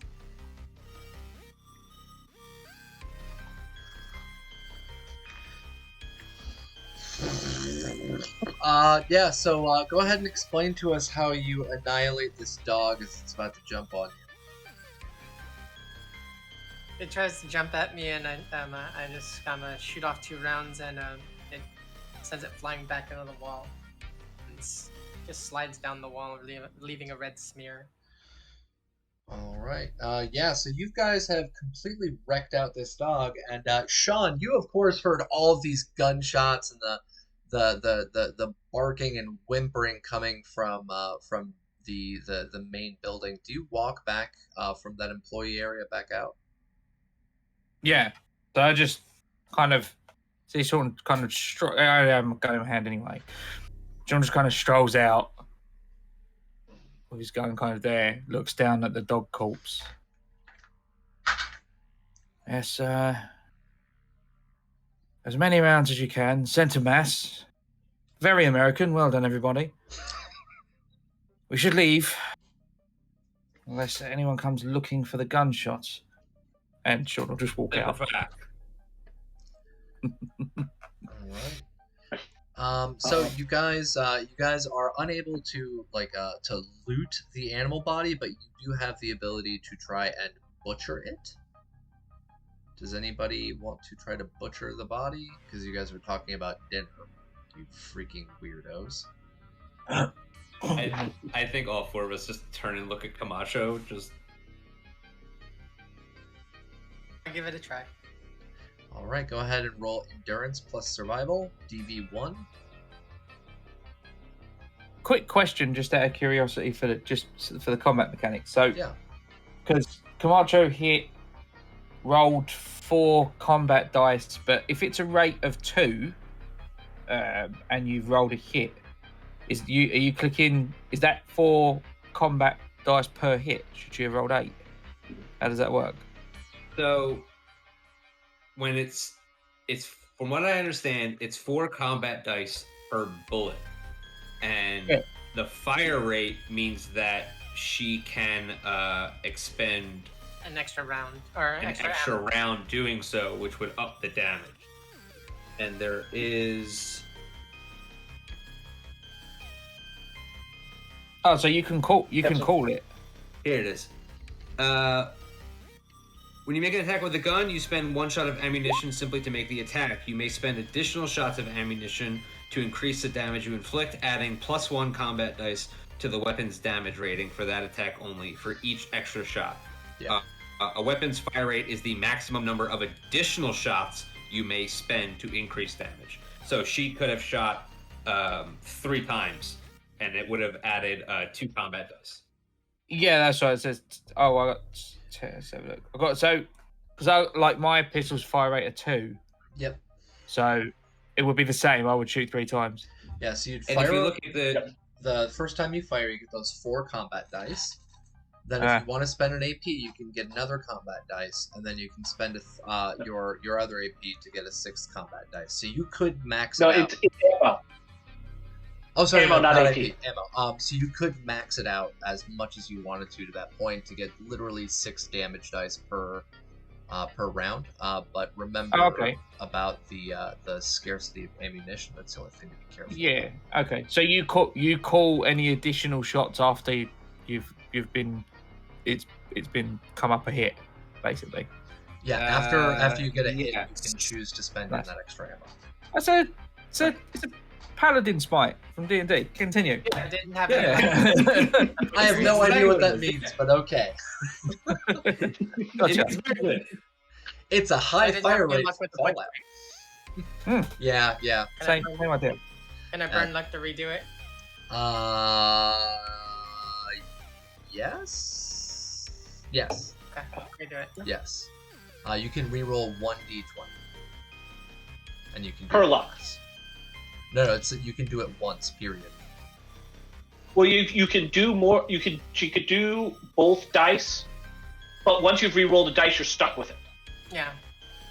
I believe you can only use it once. You can't use it to re-roll one and then try to re-roll the other. I don't believe that's how it works. You may spend one or more luck points to re-roll dice in the dice pool you roll. You may re-roll 1d20 or up to 3 combat dice by spending 1 luck point, and you can spend multiple luck points on a roll. Each die may only be re-rolled once. You cannot re-roll that die that has already been re-rolled. You must accept the re-rolled result, even if it's worse than the original. Okay, yeah, you're right here. Page 21, if anybody is following along. Nope. Still nothing. Okay. Oh, yeah. All right. So, Didn't have to yeah, you tried butchering the dog. You are unable to get anything useful as you're kind of using the machete to cut away the mange and what's left over. You're really finding nothing of edible use because it seems like this dog not only had mange but probably had like Nothing but worms and skin some and intestinal gristle. parasites. Not something you'd want to eat in the first place. But he was malnourished. Yes, he was malnourished and thoroughly diseased. And what I need Sean to do, because Sean, you started walking away from this situation. Go ahead and roll me a perception plus survival.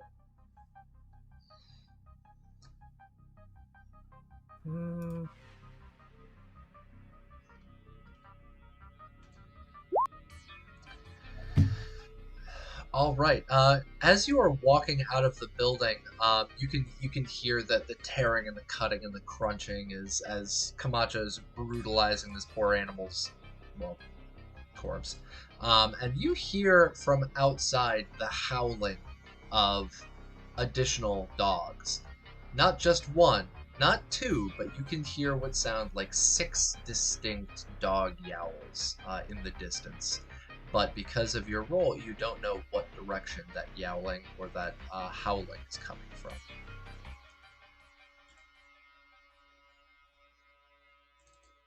Is the front door to this building, like you said, it's intact, isn't it? No, it was open and it's missing. There's no front door. Oh, it's missing one. Sean will kind of, his ears kind of go up as he walks out the front door and hears the howling.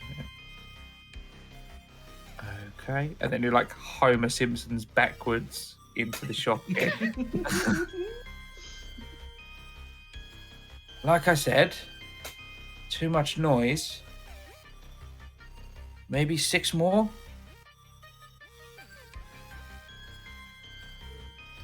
Oh. Oh, is correct. Right. Well, so I guess we have maybe like a minute or two to figure out before. I mean, we can assume that the howl means that we're about to get swarmed by other dogs. We could try to mark the exits and sort of back ourselves into a corner and make them fight us one at a time. Is that possible? Like maybe there's like an office we can get into. There was that employee area in the back that Sean had gone into, and it has enough space for 3 people.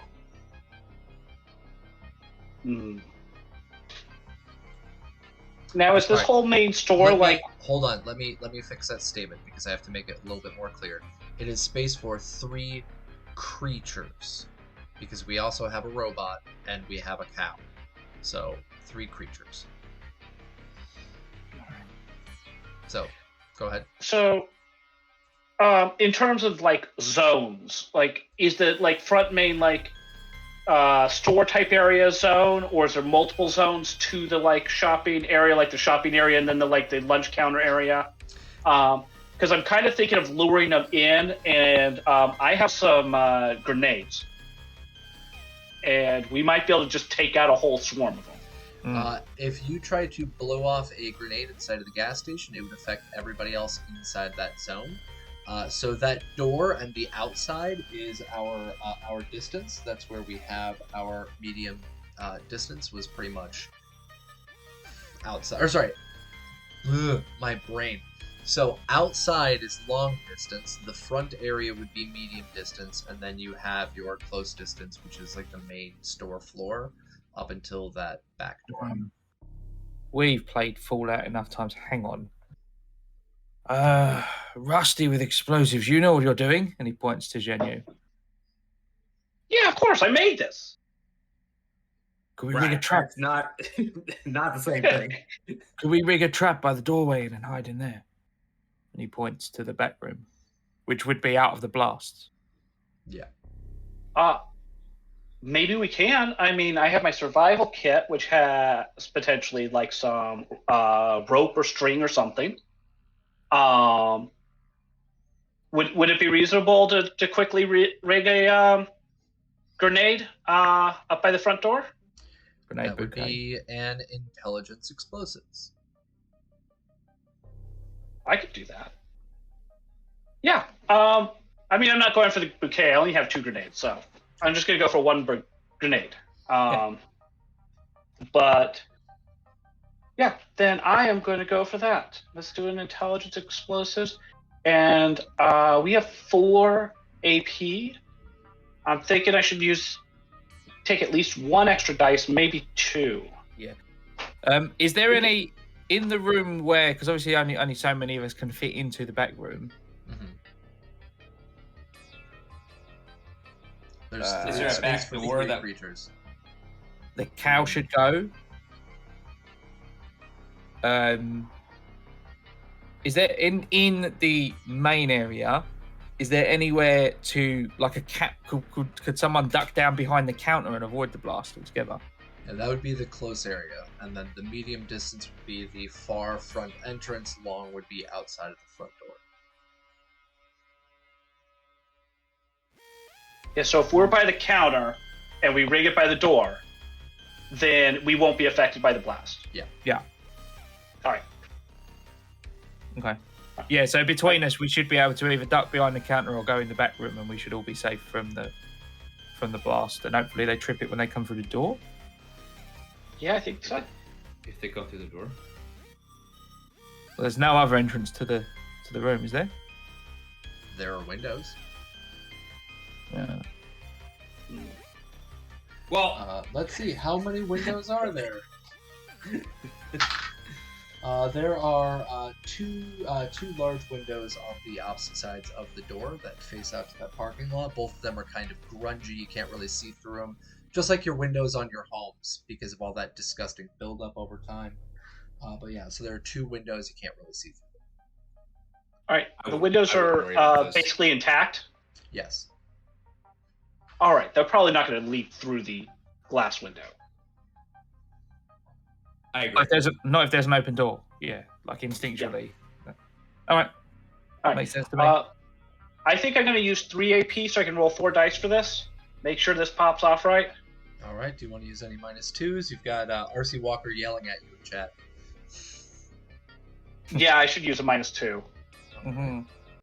Yeah, you guys All have right. you guys have 5 of them stacked up. So All right. So I'm using a -2. I'm rolling 4 dice here. all right. This All right. comes from Logar. So Submit. Logar, Come you are on, helping come out. Thank you. Come on, baby. Ooh. All right, so the -2 is going to get me another success. So I'll have 2 successes in there. Yes, all right, and that was our target. So it's DB2 to be setting this up properly. You're able to get it set up, and you take away 1 Excellent. juice from your survival kit. So remember, it's Yep. 5 each. So now it's down to 4. Yep, and 1 grenade. All right, so you set that up. We've got our -2. So thank you, Logar. You just helped him out and saved him from possibly causing an issue. And you back up behind the counter. After a couple of minutes, you guys are sitting in there. You can hear that there was a couple more howls off in the distance. Sean, you were the first one to hear. You were the first one to back up in the building like Homer Simpson. And a lot of you are chilling out. So I'm going to... So all of you are here in this close zone. Who went into that back room, the employee room?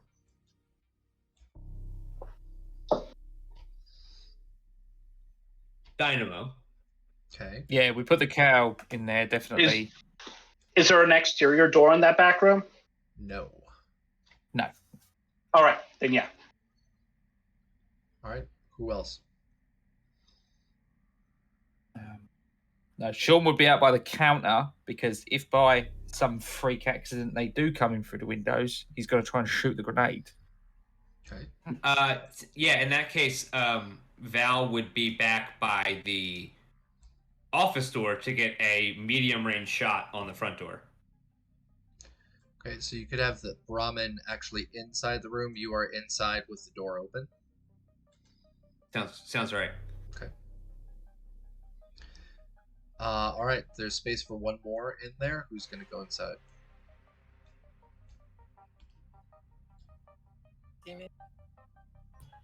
I'd probably stay by the counter because if any of them survive the blast and come at us, more useful close up. Okay. So just the two of them then? That's fine. Yeah? If I'm by the counter, then when they come in, they'll be short range, close range, right? Or they're going to be medium. Yeah, so They're gonna be medium. Yes. when they come in, this right here is your close range. The next range out of that is medium. The next range out of that is long. Outside, they're at long. Once they come in, they'll be in medium, and then they can come into the main floor, which is close. All right, yeah, so I'm going to stay over there by the counter. Okay. All right. So yeah, after a couple of minutes, you guys hear a couple more howls coming out, and then you hear some sniffing coming from that door as you hear some heavy paw falls as one of the dogs walks up. And you can see him kind of silhouetted on the glass as he's walking by, and you see him start turning in towards the door. Remember, the doors are missing, so you can see straight through the things looking through, and it starts sniffing up in the air. Starts growling and starts walking inside, and that dog sets off the grenade. So go ahead and roll your grenade damage. Oh look, kitty! Yep. Trying to steal my drink.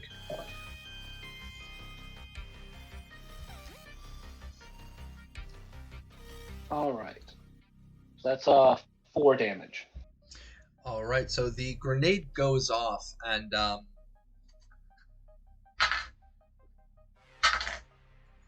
it blows out the window that it was next to, so that window is now blown out. The second one is still intact, and the dog is blasted over to the side. And you can see that it's injured, but it seems to still be standing decently.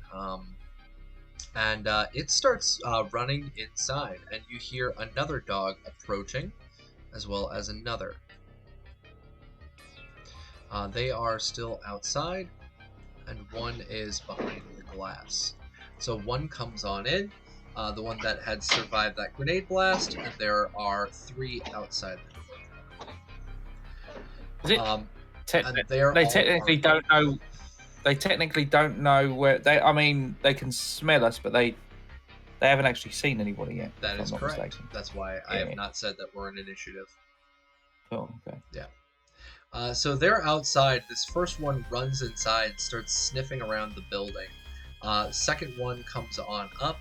If you guys are going to open fire, just tell me I fire. So just interrupt me. Otherwise, I'm just going to start. So right now, how many do we have outside the building? 3, and there's one about to walk inside. All right. So 4 at the moment, and then there's the one that's injured inside. So 5 total dogs. Yeah. Well, there's the one that's already inside is dead. There's the one that just survived your grenade blast, and then there's the 3 outside. You did not kill with the grenade. All right. Yeah. And only the one took the grenade hit. The other 3 did not. No, they were not nearby, but they are now. All right. They're at outside the doors, long range. So these 3 are long range. Back here, this one is in medium range. Once we start fight, they're going to be right on us. Yeah. All right. I'm going to come forward as my minor action, and I'm going to move into the next zone up so that the 3 outside are medium range. and then I'm going to lob my grenade, my last grenade, at the 3 that are outside. All right, so you jump over the counter, kind of run into the main part of the shop, pull the pin on your grenade, and throw it. And this is your homemade grenade. You toss it out there, and go ahead and make me a throwing plus agility check. So I believe, so the way I was reading it was actually explosives plus perception for grenades.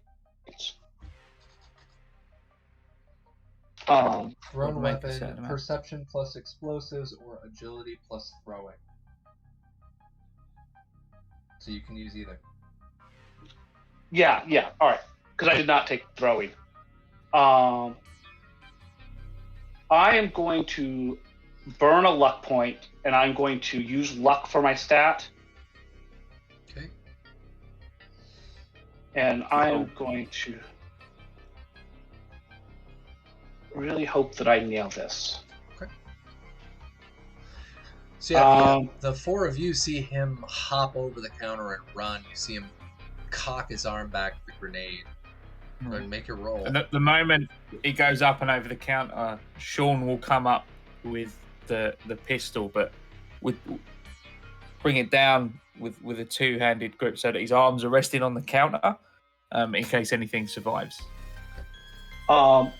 Does anybody have an objection to me using the last AP to get an extra dice? No, because if we nail it, it's going to be really cool. Yeah, exactly. 100%. Really, how can you argue? Yeah. All right, let's do it.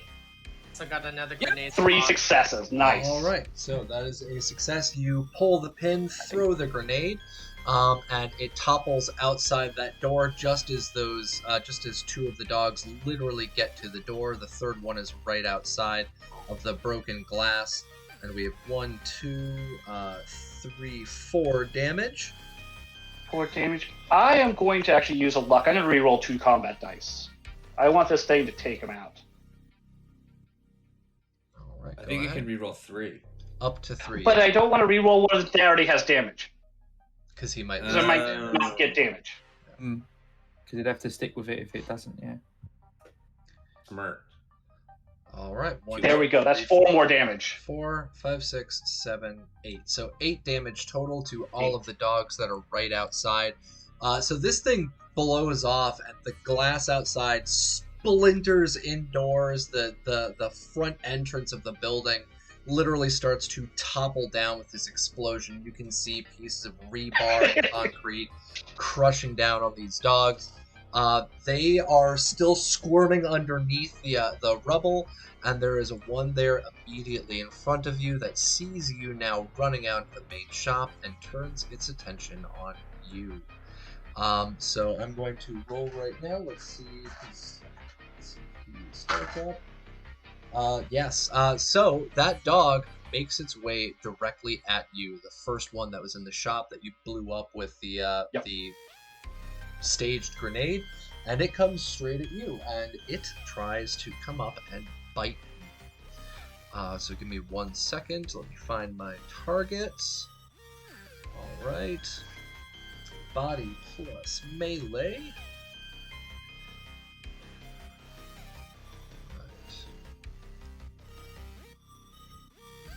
Roll 2d20. Actually, I don't need to do that. I have these fancy dice that I bought. Huh. There we go. What's your DR? I have 1 defense. All right. It is able to sink its teeth straight into your right leg. So it chomps down straight onto your right leg. And as it bites in, it's 3 physical damage. So let's see. Ooh, boy. All right. So 1, 2, 3, 4. I got 4 damage and 2 effects on there. So what's going on with this is that with the effects, what's going to be happening is that those 2 effects are going to be chances to receive disease because you were being attacked by a wild animal instead of damage. So you're going to have to roll for that later on. We're going to deal with that at the end of combat, but you take on 4 damage and 2 chances for disease. I have 1 DR, Yep. so that's 3 damage. Yep. All right. Okay. Yeah, and so it bites down on your leg. Now we're actually in our initiative order here, and Val, you can see all this happening. They are at a. That actually is because that would. You're back here. Mm-hmm. This would be your medium. This would be your long range. So they are at long. Right. Okay. Are these other dogs dead? They are squirming, but they are still alive. Oh, but they're trapped under the rubble, right? They are partially trapped under the rubble. Yes, they need to make a check to get out. Okay. So Val is going to move 1 space and get into the spot that I guess Jianyu was behind the counter, and post up and shoot the dog that is currently biting the good doctor. All right, go ahead and roll to hit. DR1 or DB1?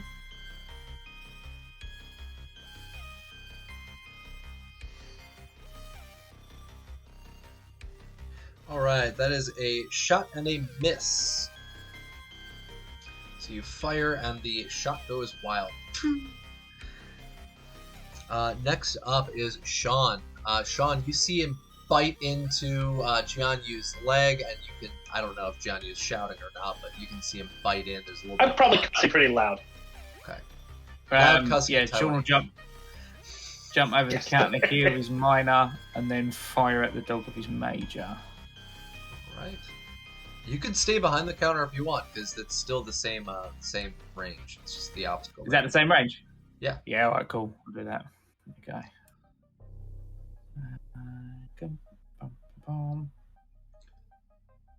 All right, 2 successes. Go ahead and roll your damage.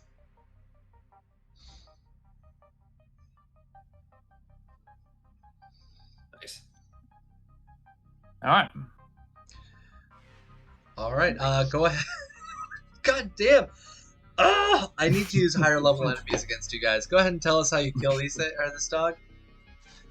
Yeah, like it rears its head again and jumps up to go for Jianyu's throat, and Sean comes up from behind the counter because he would. I know he came up to cover, but the grenade would have made him go fucking explosion. So he's come down, and he comes back up, sees the rubble clear, and sees the dog in midair, and just lines a shot up and just nails the dog in the eye, and you just hears Jianyu. You get like this thing's probably an inch from your face, and you almost see the bullet in like your life flashes before your eyes, and you see the bullet in slow mo just enter the dog's eye from one side, and then like through its skull, and just pop the eyeballs as the bullet travels through, and it just like a sack of potatoes just hits the ground in front of you. Cuts kids along a bit. All right. Yeah. So you wrecked out this dog.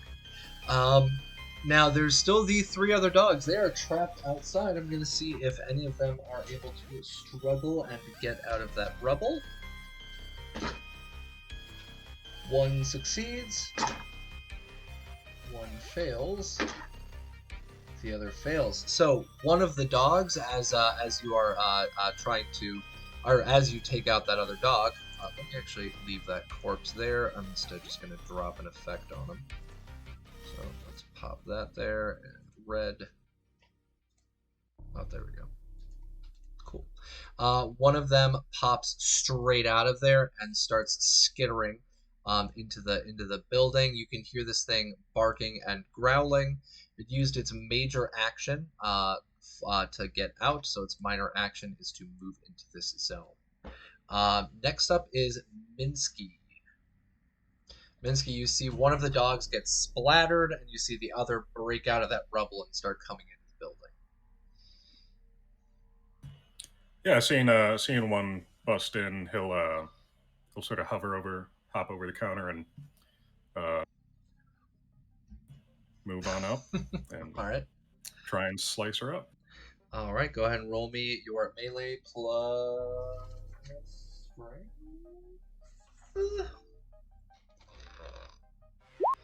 Weapon rules.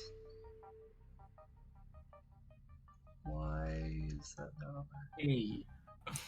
2 successes. All right, that's a success. Go ahead and roll your damage.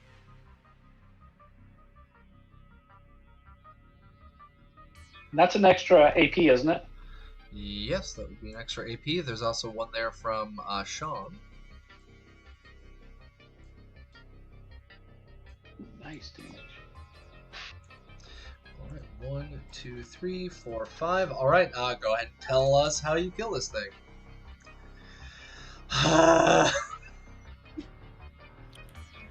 Yeah, so he floats right up, and just one clean swipe, and the head pops right up. All right, so it is a Barbie doll. Bonk! Head pops off. All right. Yeah, Jianyu and Camacho. So Jianyu, you already were in this initiative. You were up there on the top. So Camacho, you are next. You see those 2 dogs dying. There's still 2 left outside. You can see them struggling underneath that rubble. Draw my 10mm and take aim at 11. Alright, so these are going to be long distance. Well, actually,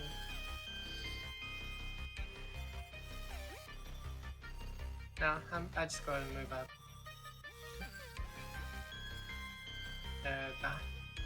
Right next to Minsky. Alright. He'll now be medium distance from you. And I draw my 10mm. I can't take an I can't shoot at them because I moved, right? Yep. Well, you Well, only you- moved one zone. So Well, she fire. moved, she also drew her weapon. All right. Yeah. So, all right, so you are standing there at the ready. You've got your weapon drawn. You are good to go. So we are back up to the top of our order here, and that would be for this. It's Jianyu. What are you doing? You still hear those 2 animals kind of screwing around underneath that rubble as you see these 2 dead on the floor. All right. Those are 1 zone away, so that's medium for me. Yep. I don't want to get too close.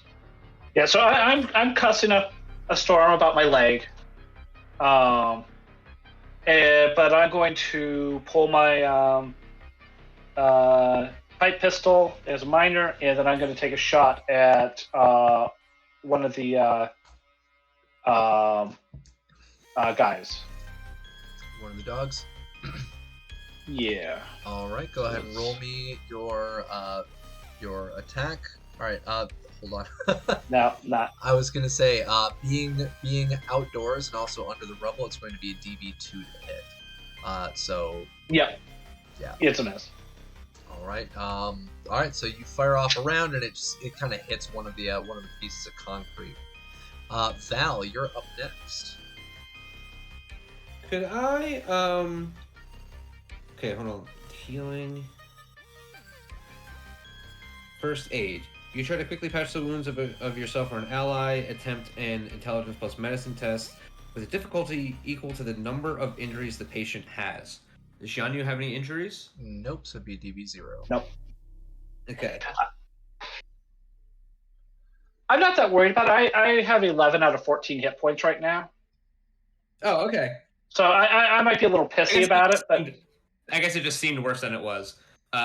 Val is now worried about wasting ammunition, so I have the quick draw perk. Okay. Does that allow me to switch weapons as well as draw them freely? Well, it to draw your weapon would just be a minor action. Quick hands, I'm sorry. Right, but quick hands, fast. What's it called? I think I'm saying the wrong thing. draw. Quick draw. You may draw a single weapon or item carried on your person without using a minor action. Oh yeah, that's what you're going for. Yes, you're able to Just pull do out it for a free. melee weapon. Yeah. So could I switch them as Yep. like could I stow my rifle and pull my machete out as just like the quick draw action? Yeah, I'm not going to get into the particulars like Rob had with one of his previous campaigns, going on about like all those straps and stuff. Like, oh, I'm going to pull this up. Like, oh, I let go of it and it's still attached. I'm going to pull up Right. this one. I'm not going to go that far into it. Yeah, you're able to kind of put that back and pull out whatever it is that you're doing. Sorry, Rob, I'm not going that fancy. These two are dead, correct? These two up here? Yes. And these two are in the rubble? Yep, struggling to get out. To use the melee, I have to be within... I can't use... Close I can't range. reach with a... Yeah. So I will sprint 2 zones and get over by the dogs. All right, yeah. So you are right there at the door, right in front of the collapsed rubble, and you see the two of them struggling to get out right in front. Okay. All That's me, right. baby. Yep. Sean. I am going to. Let's have a look. So, can I use? It's got to be 2 moves to get out to like here, isn't it? That'll be 1. That'd be minor. Because you're going from Okay, that's close to fine. medium.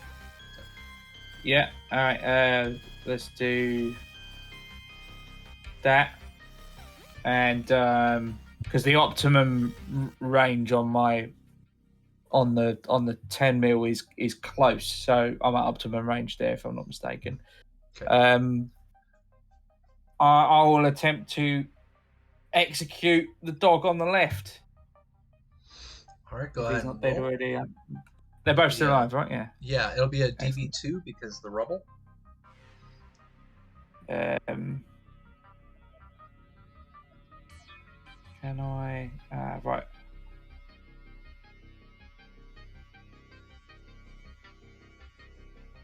We've got -2. Rubbish. Yeah. Yeah, solid. Let's do it. All right. And how many AP we got left? So this comes from Other Sandman, so thank you very much, Johnny Drop. So there you go. That'll be a -2 for you, and AP count that we are at right now, we're at 3. I can actually I know mathematically it's better for me if I do it like this. So if I I don't remember dropping a -2. I dropped a pointless and random thing. Oh, I had a -2 listed in there, and I thought I already did the pointless and random one with going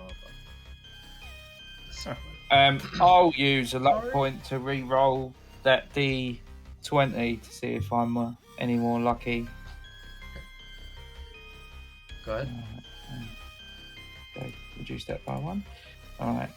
I might just be crazy, Johnny. Sorry. It's entirely possible. Hey! Right, 2 successes.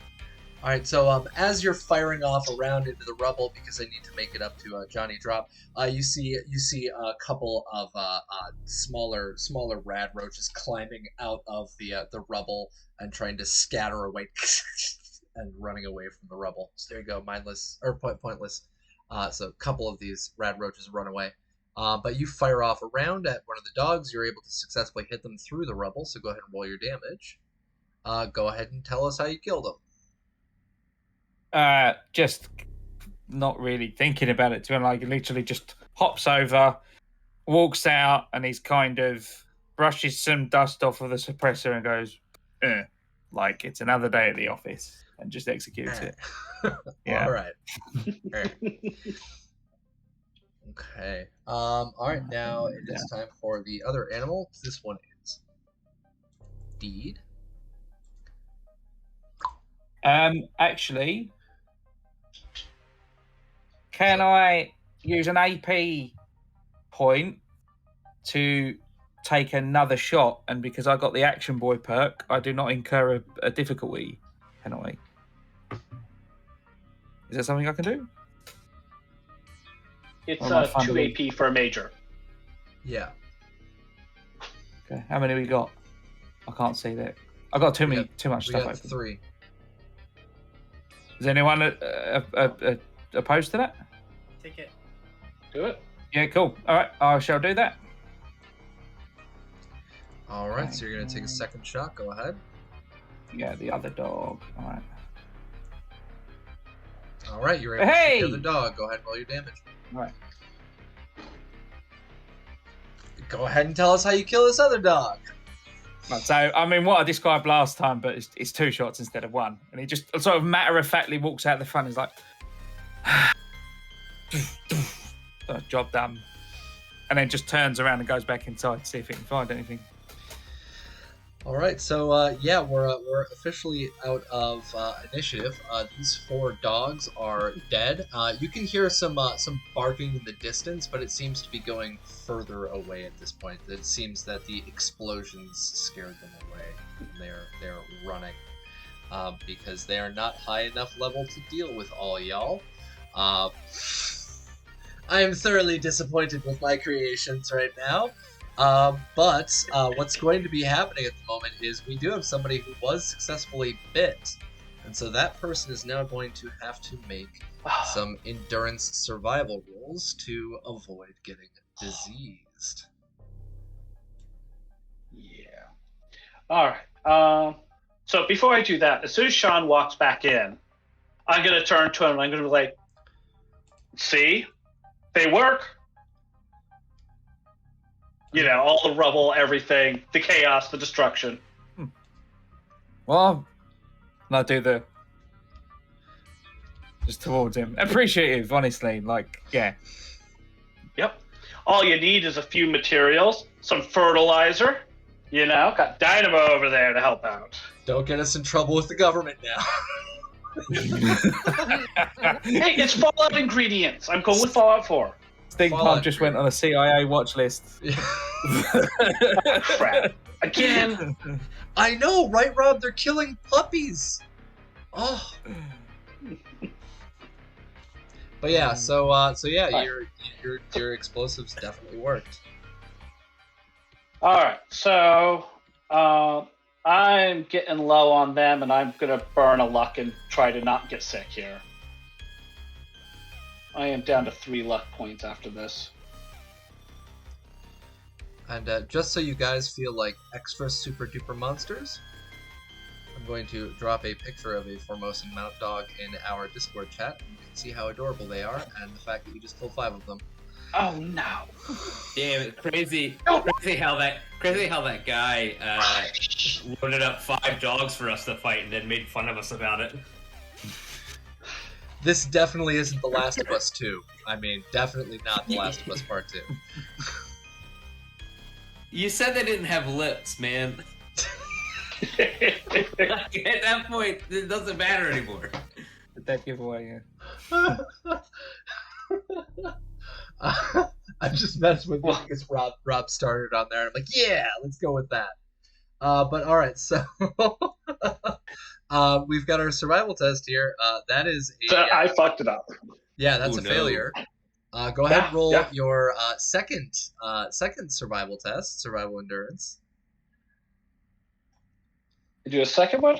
Yep, because there was 2 effects. 2 effects, yeah.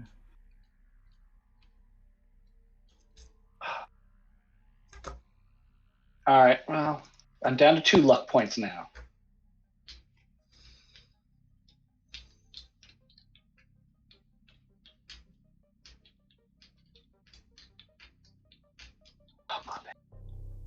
There you go. All right, so that one's successful.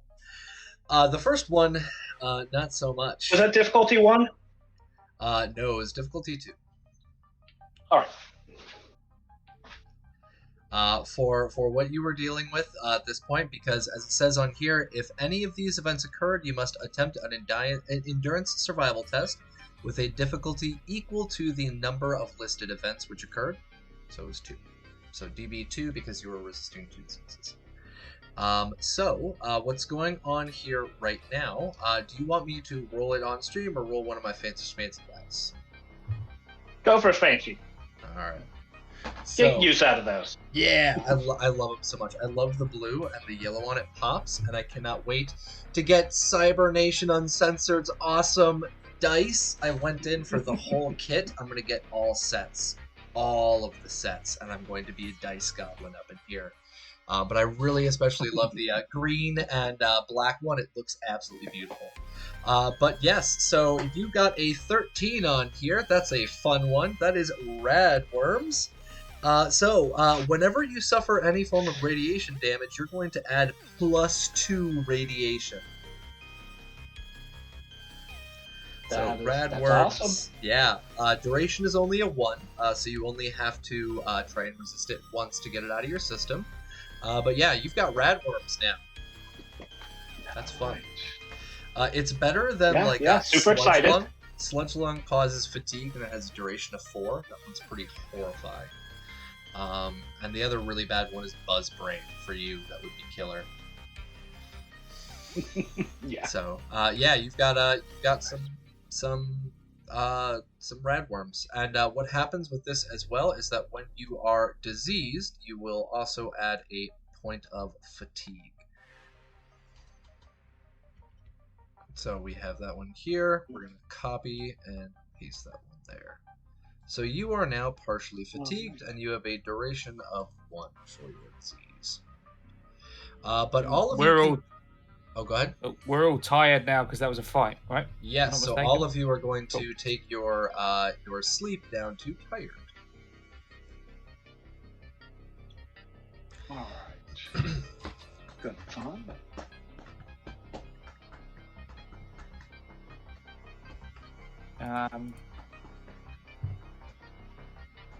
Sean will eat a gamma guava.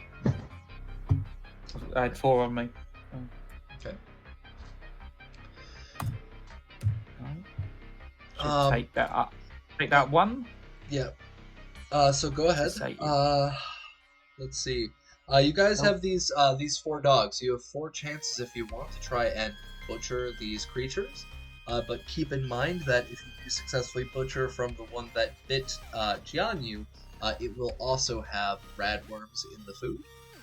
So it might not be the wisest decision to go after that one, but you can go after the other 3 if you want.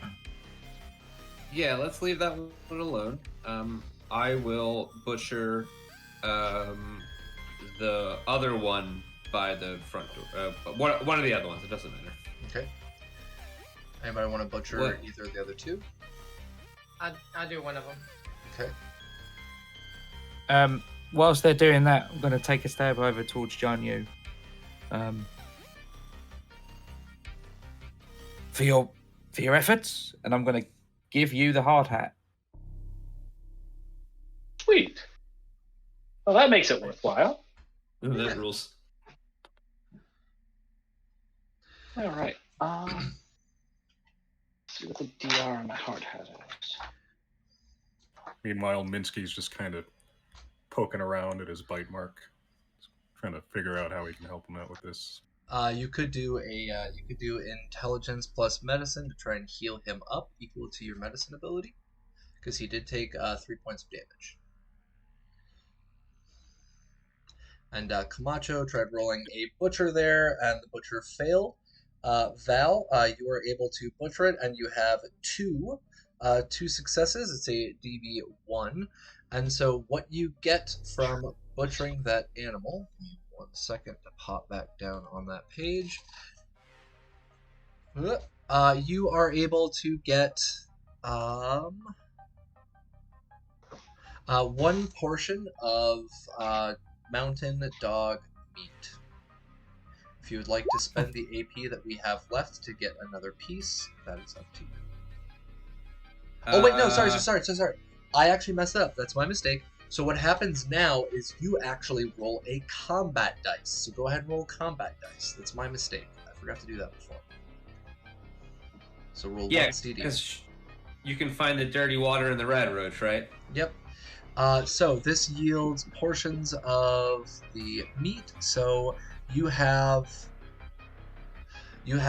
1 meat that you're able to get from this. So it'll be mountain dog meat, and then 1 common material. So common material.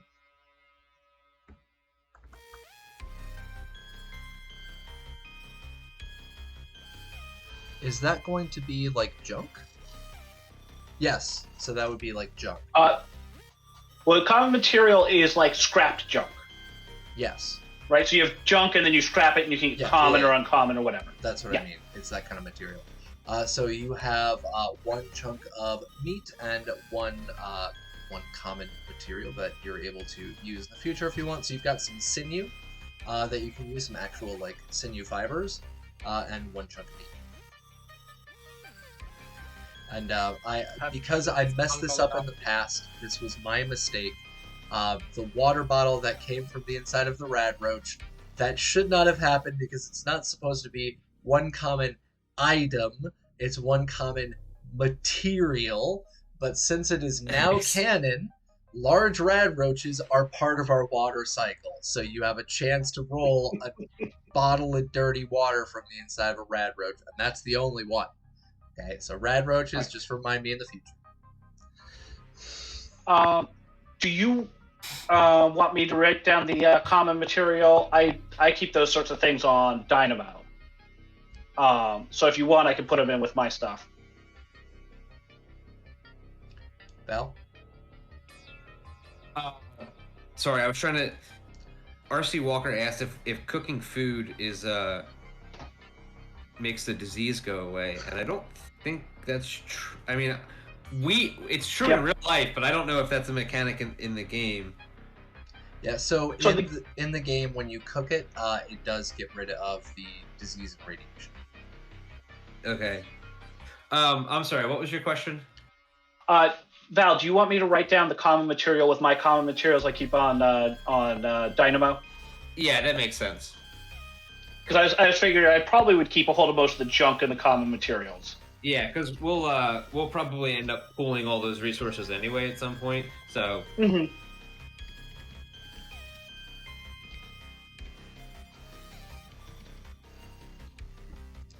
Is that all the dogs? There is one more that nobody had gone to, because it was 3. And Rob is sitting there in chat guilting the crap out of you guys for eating puppy meat. It's not puppy meat, it's mongrel dog meat. And we haven't eaten it yet. It's demon dogs. It's fine. Demon dogs, yeah. I mean, jeez. It's not as bad as Clarice. That is, yeah. Not, at least it's not people.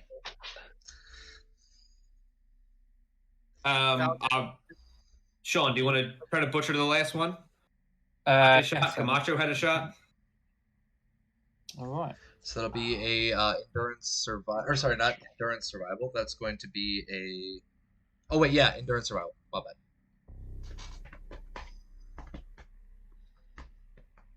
bad. All right. Nope. You start cutting away. You can't really find anything. Now, we are inside the gas station. The dogs are dead. You have scavenged the building. You have butchered their bodies. I'm going to give you guys a brief question to contemplate for 1 second. Then I'm going to run away for a moment while you guys discuss.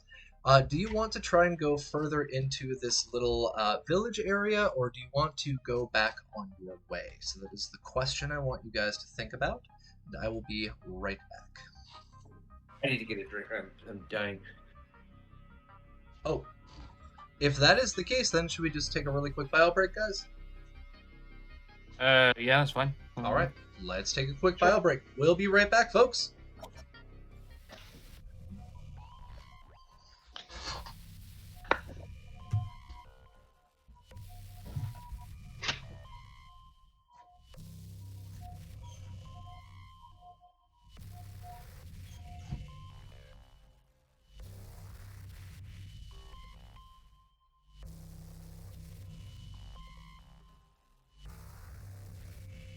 Get out of here.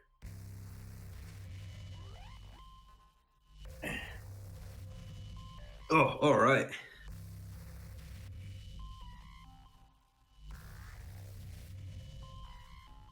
Oh.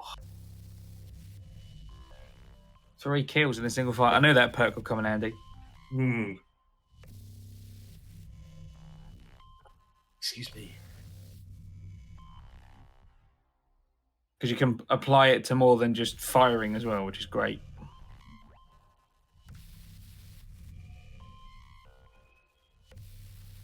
I have to read what it does. When you use AP to take a second minor or major action, you don't incur the difficulty penalty. Oh, that rules. Mm. Hey, buddy. Hi. What are you doing? I'm back. Just really need to quickly run to the bathroom. Now we're waiting on 2 of our team members to come back. I hope all of you guys are enjoying. We finally got into a bigger combat counter. Rob sitting here shit talking you guys like a mouse. I enjoy the way that they did combat in this. I agree. Looking at this, comparing this between like Fallout 2D20 and Cyberpunk Red, like this combat encounter only took us like what, 20-30 minutes, whereas our combat encounters in Cyberpunk, like 2 enemies could take us close to an hour. So, well, that's also because like we don't have abilities. Like our choices are shoot guy or smash guy.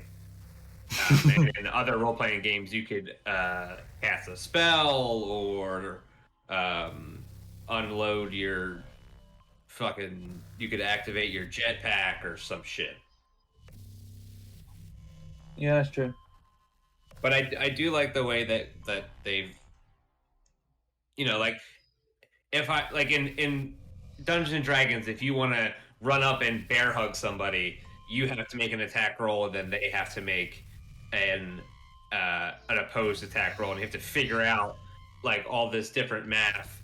It's easier in 5th edition, but it used to be a real pain in the ass. But in something like this, the numbers don't really go higher than 10 or 11. Yeah. So there's really nothing to. It just seems really simple, and it's good. Yeah. And I like it, and they did a good job. Yeah. So Modifius. Speaking of which, I saw a little bit earlier in one of my many billions of windows open up somewhere. Stinkpalm said just a couple of minutes ago, Modifius retweeted Stinkpalm about the stream. So thank you, shout out to Modifius. You guys are freaking awesome. Been very, very supportive. Really, really, truly, honestly appreciate that. So thank you very much for all of that stuff, you guys.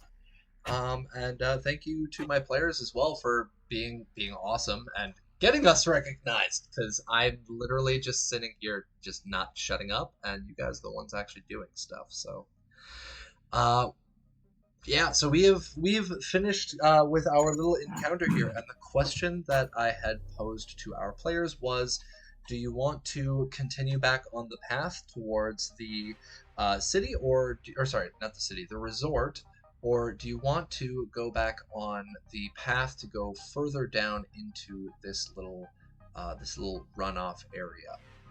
If you continue going down, because this encounter here took you guys an in-game, took you about an hour to do all the scavenging and scouring and then the combat. Do you want to continue down further, or do you want to turn back around? I vote that we continue on our way to the resort.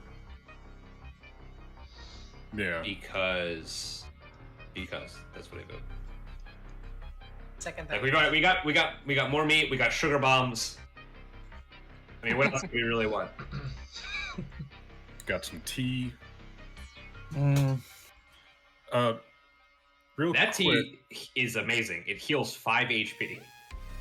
What does it look like further into town, like buildings wise? What can we see? That's what I was about to say. So Stinkpalm knows, sorry, not Stinkpalm, Gianyu knows that going further down, there is a small little patch of what's probably an abandoned farmhouse left over. Probably something that was first attempted before people like fully moved into the reservoir area. And then down all the way at the end, what used to be on the edge of the lake is a little dock. And there are a couple of buildings there with some washed up boats. Hmm. And is the result on the shore of this same lake? Yes. Oh. So we could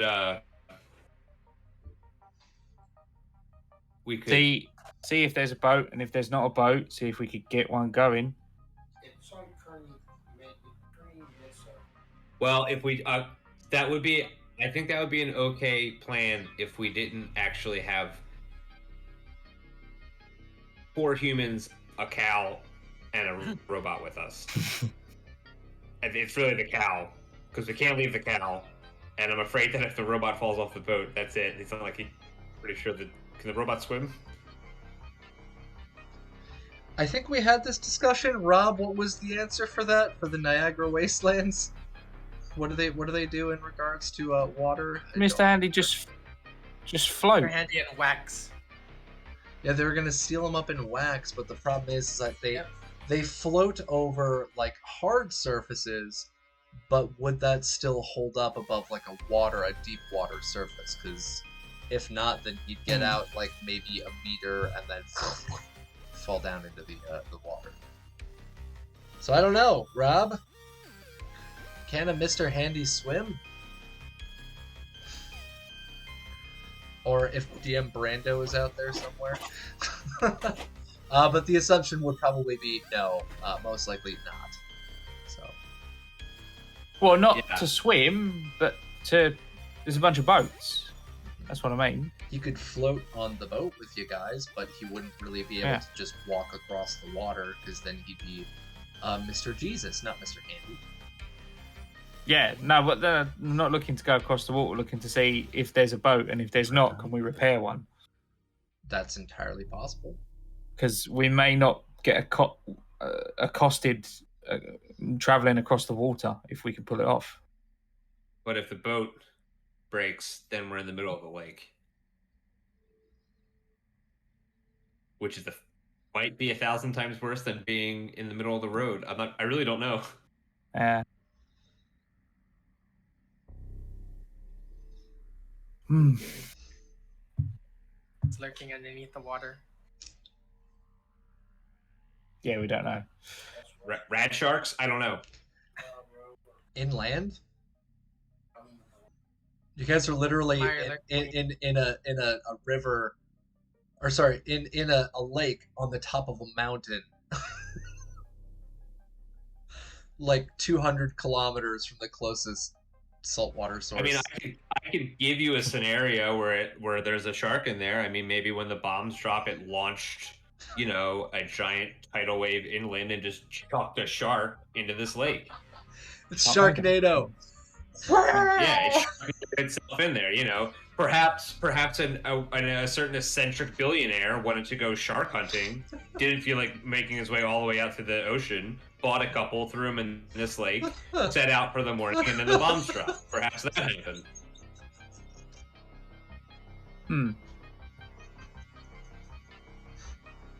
Sorry. I mean, I'm broken. Hold I'm on. all for. Go ahead. I'm all for. Kind of. I'm happy to be outvoted on this, but I'm all for. I'm sort of Diablo uncovering all the black bits on the map. Like. Well, we can just vote. I vote Shrine. Oh, Tracy, you're still muted. Mute gods! Mute gods! Ladies and gentlemen in the chat, drink.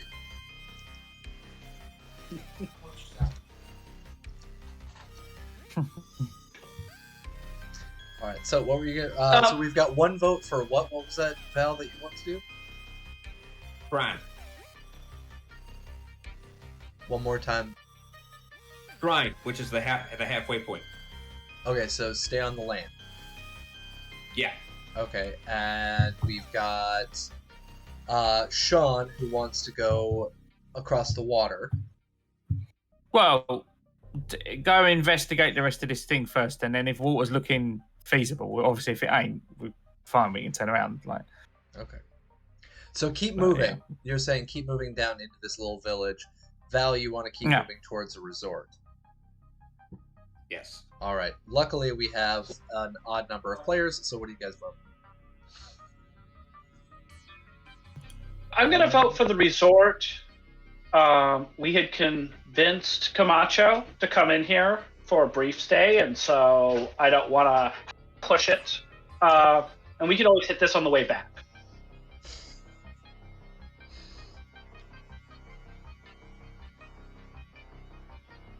Yeah, I vote for the sticking to the road. Heading back to the resort. All right, so that is our so that's our majority. So yeah, you guys take a look back out onto that road, and you walk back towards the main road. You know you're only about an hour out from that halfway point, and so Gianni, go ahead and roll me a survival intelligence. One more time. What was the DV on that first aid check? It's DV1. You succeeded, and oh my god, I forgot to mention that. Oh. Yeah, he healed you 3 points. Yeah, all right, cool. Marking that down. My Oh, hell yeah. Thank you very much, Minsky. Is it an AP for every extra success? Well, you got. Oh yeah, so that would be 1 AP. Yes, good call. Two AP actually. Oh, because I it's have tagged. the diagnosis mod. Oh, No, your I have mod. Yeah, diagnosis mod reduces medicine skills by 1. Okay. All right, so you guys are at 3 AP then.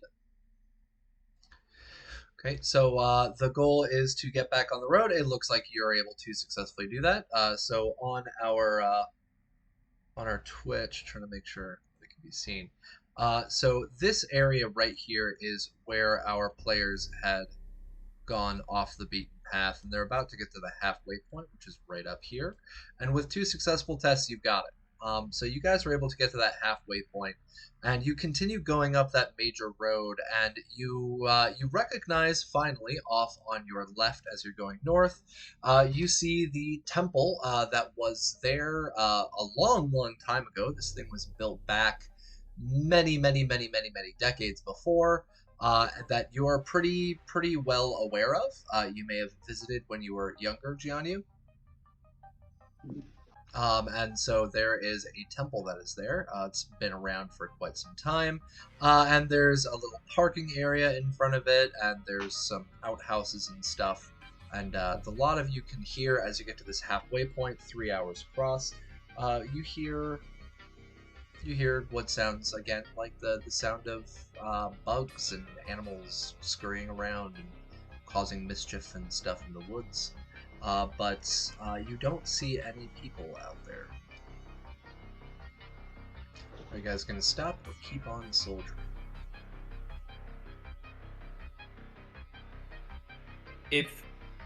Is there a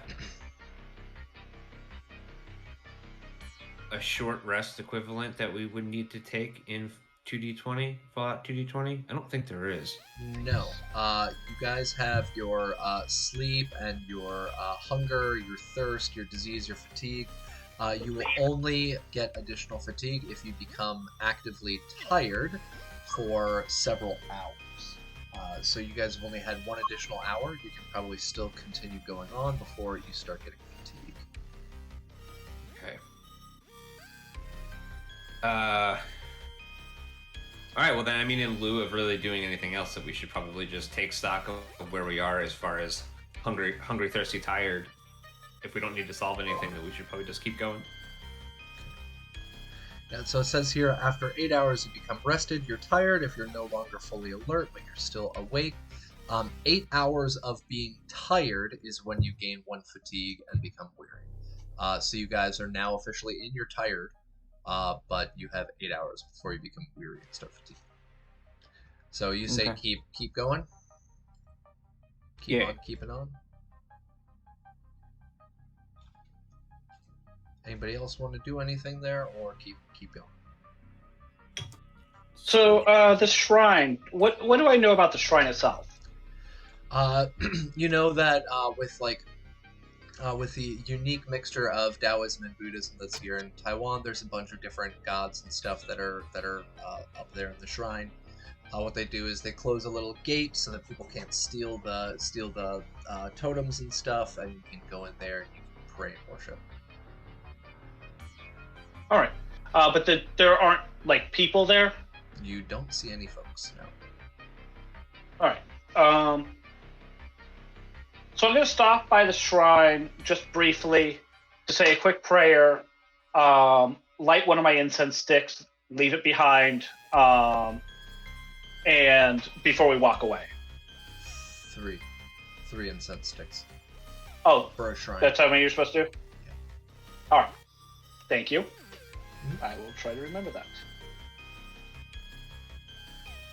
So I'll leave 3 incense sticks behind, and just briefly pay my respects to the shrine before moving on. All right.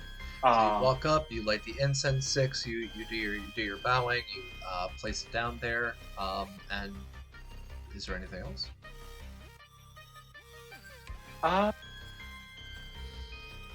No, not unless there's something I'm missing that I like character-wise would be appropriate that I just don't know culturally. Gotcha. Yeah, you're fine. All right, then yeah, just a brief kind of remind the shrine that it exists and move on. All right. So yeah, you guys start going down the path, and literally about 2 minutes down the path, you can see directly off on your right that there's a quick little drop off from the side of the road, and you can finally see the lake, Sun Moon Lake. Now, what you see as you're looking across, Sun Moon Lake, back in the day used to be this beautiful blue lake. You could literally see like meters down because it's super clean water, absolutely beautiful. And as you know, if you were there pre-war, it was literally a resort area. This was a resort town. But now you look out and you see what looks to be this heavily irradiated, pretty much just large pond. It doesn't look like a lake anymore. It looks like it's heavily irradiated. The water is incredibly brackish and dark. There's a very putrid smell that seems to come from the water itself. But as you look out towards the actual lake itself, you can see that there is some movement within the water. So it's not completely dead. And you don't see any birds or anything flying around. You do still hear the bugs, the animals walking around the forest around you, but you see the ripples out of the water, and that's about it. The lake is no longer the happiest place to be in central Taiwan. It used to be a place of cheer, and now it is a place of what seems to be putrescence death. So we are at our halfway point, and on here, I'm going to roll. All right. You guys have lucked out at this point. The day seems to brighten up as the clouds kind of recede and sun starts pouring down on all of you. It starts heating up. And for those of you on our Celsius system, it's about probably about 30 degrees Celsius. For those of you who are on the Fahrenheit system, get good, scrub. Hold on, I'm translating in a second. It's about 86 degrees Fahrenheit. Sorry, freedom height. It's 86 degrees freedom height. 30 degrees the rest of the world. But yeah, so it's a bright sunny day. It's the middle endish of October. You guys can see out onto the lake itself, and I actually need to change that date. It's October 20th now. 2110. With the sun coming out, Sean will peel off the blue sort of long sleeve naval jumper he was wearing. Underneath his the sleeves are rolled up on like a white long sleeved just like shirt, 2 buttons on the top, and a set of braces underneath because of the heat. And he just plows it into his bag and then gestures out to the ripples like on the water. Probably a good idea we don't go anywhere near that lake. If we can help it. Probably a good idea. Right. That's why I was sitting here like a red shark. Like this when you were saying, "Hey, let's take a boat out on there," and I'm just like, TPK session 2. I mean, it is grimdark, so you guys got to be ready for that. Yeah, we all get ourselves killed, and Dynamo wanders back to the settlement. Yeah, Picks up covered- 4 more people and begins his slaughter anew. Dynamo is the true antagonist of the whole story. Evil genius. You guys were worried about that random piece of metal in the dude's neck. You didn't look at your friends. And you just zoom in on Dynamo's face. But yeah, so... Well, the evil face. Yes, the evil face. Because there's one good and one evil, right? Yeah, of course. But yeah, you guys see out onto that lake, and it looks absolutely rubbish. But one thing that you do see is that as the clouds go away and the day brightens up and the heat starts to set in and you start taking off your sweater, the one thing that you're able to see is directly across from where you guys are, because you are right. I'm gonna ping it right here. So you guys are right here. You're able to see the resort town from where you are, and you're able to see across the lake to another smaller town. It's not exactly the resort area, but it's kind of where the locals used to live, outside of the resort. But you're able to see both of those, and you can see that the resort town itself, there is what looks to be a slight column of smoke coming out from amidst the ruined buildings, lifting up into the air. And that, folks, is where we are going to end our session for today. We are halfway to our resort, and we have made it through our first milestone, everybody! Major combat encounter. So We did it. yes, our players at this point, we are using the milestone system. They can now officially level up, so they can go up to level 2. Oh. Yeah, that's your first milestone. Nice. You have Okay. left the Well, settlement so- and got into your first major combat encounter. I got a little list of stuff written Don't mind if I do.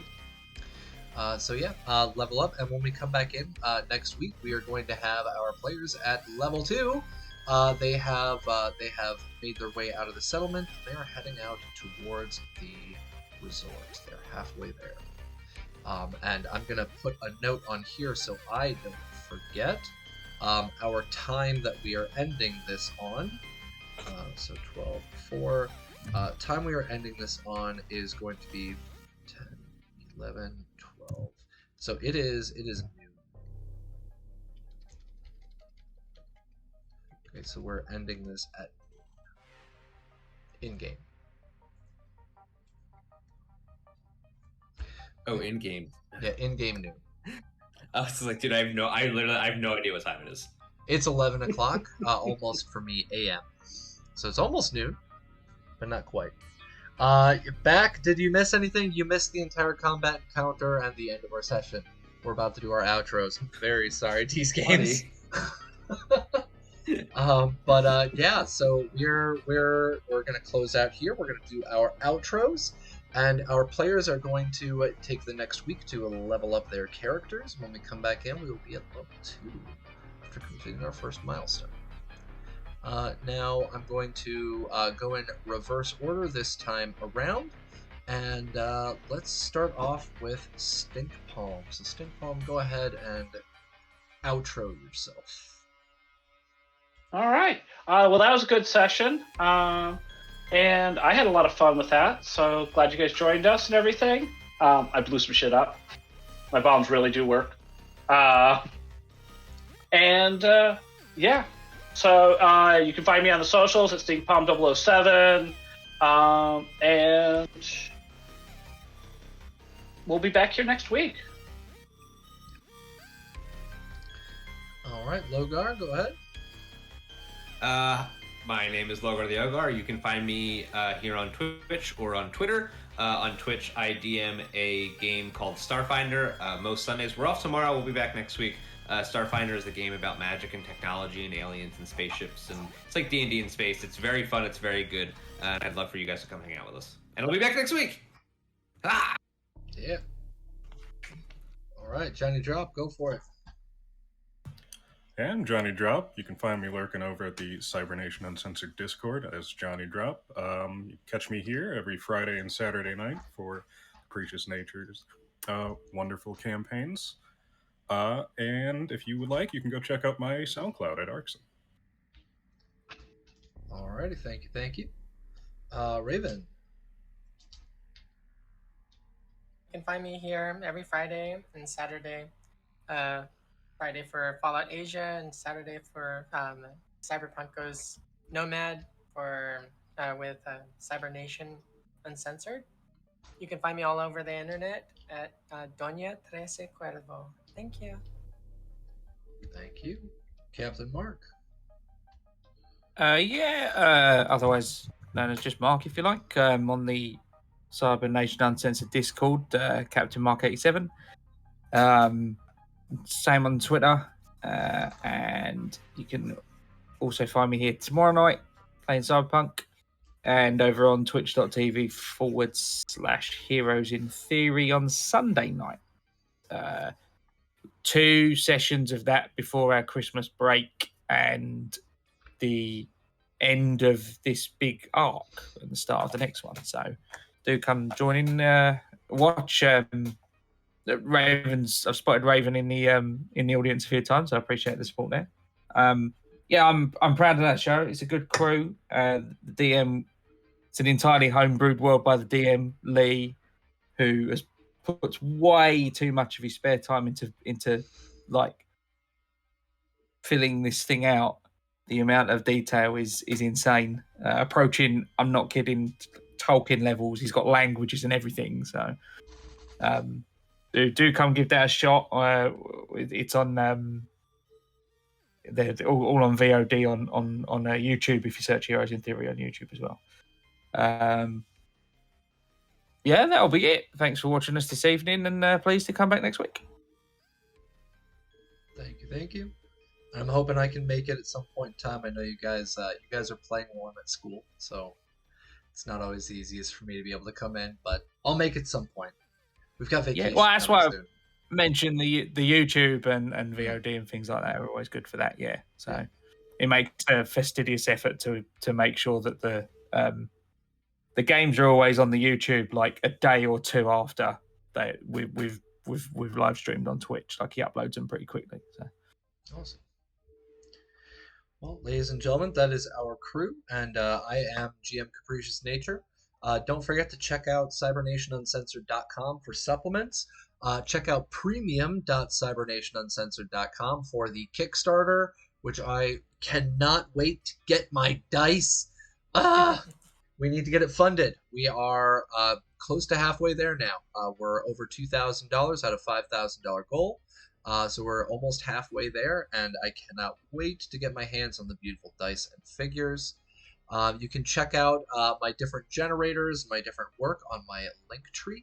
And today our music was very graciously provided by Base Ape Records and 1,000 Reasons. You can catch them over on Bandcamp, YouTube, and their own websites. We will be back, ladies and gentlemen, next weekend. We don't have a hiatus this time, finally. We are going to be back in next weekend. So that's going to be Friday the 10th. The following weekend, I believe we are hopefully still going to be in as well for the 17th. But the weekend after that, the 24th, is going to be a no-go. And the reason for that is actually not because of Christmas, even though I know all of you are probably going to be celebrating. But that day is actually going to be my girlfriend's birthday, because it's the 25th. She's born on December 25th. So adorable. And I'm going to spend the day with her, so I cannot GM. That will be our next hiatus, is the weekend of the 24th, 25th, 26th. So until next week, ladies and gentlemen, and everybody in between, stay safe out there, all of our wanderers and vault dwellers. Adios.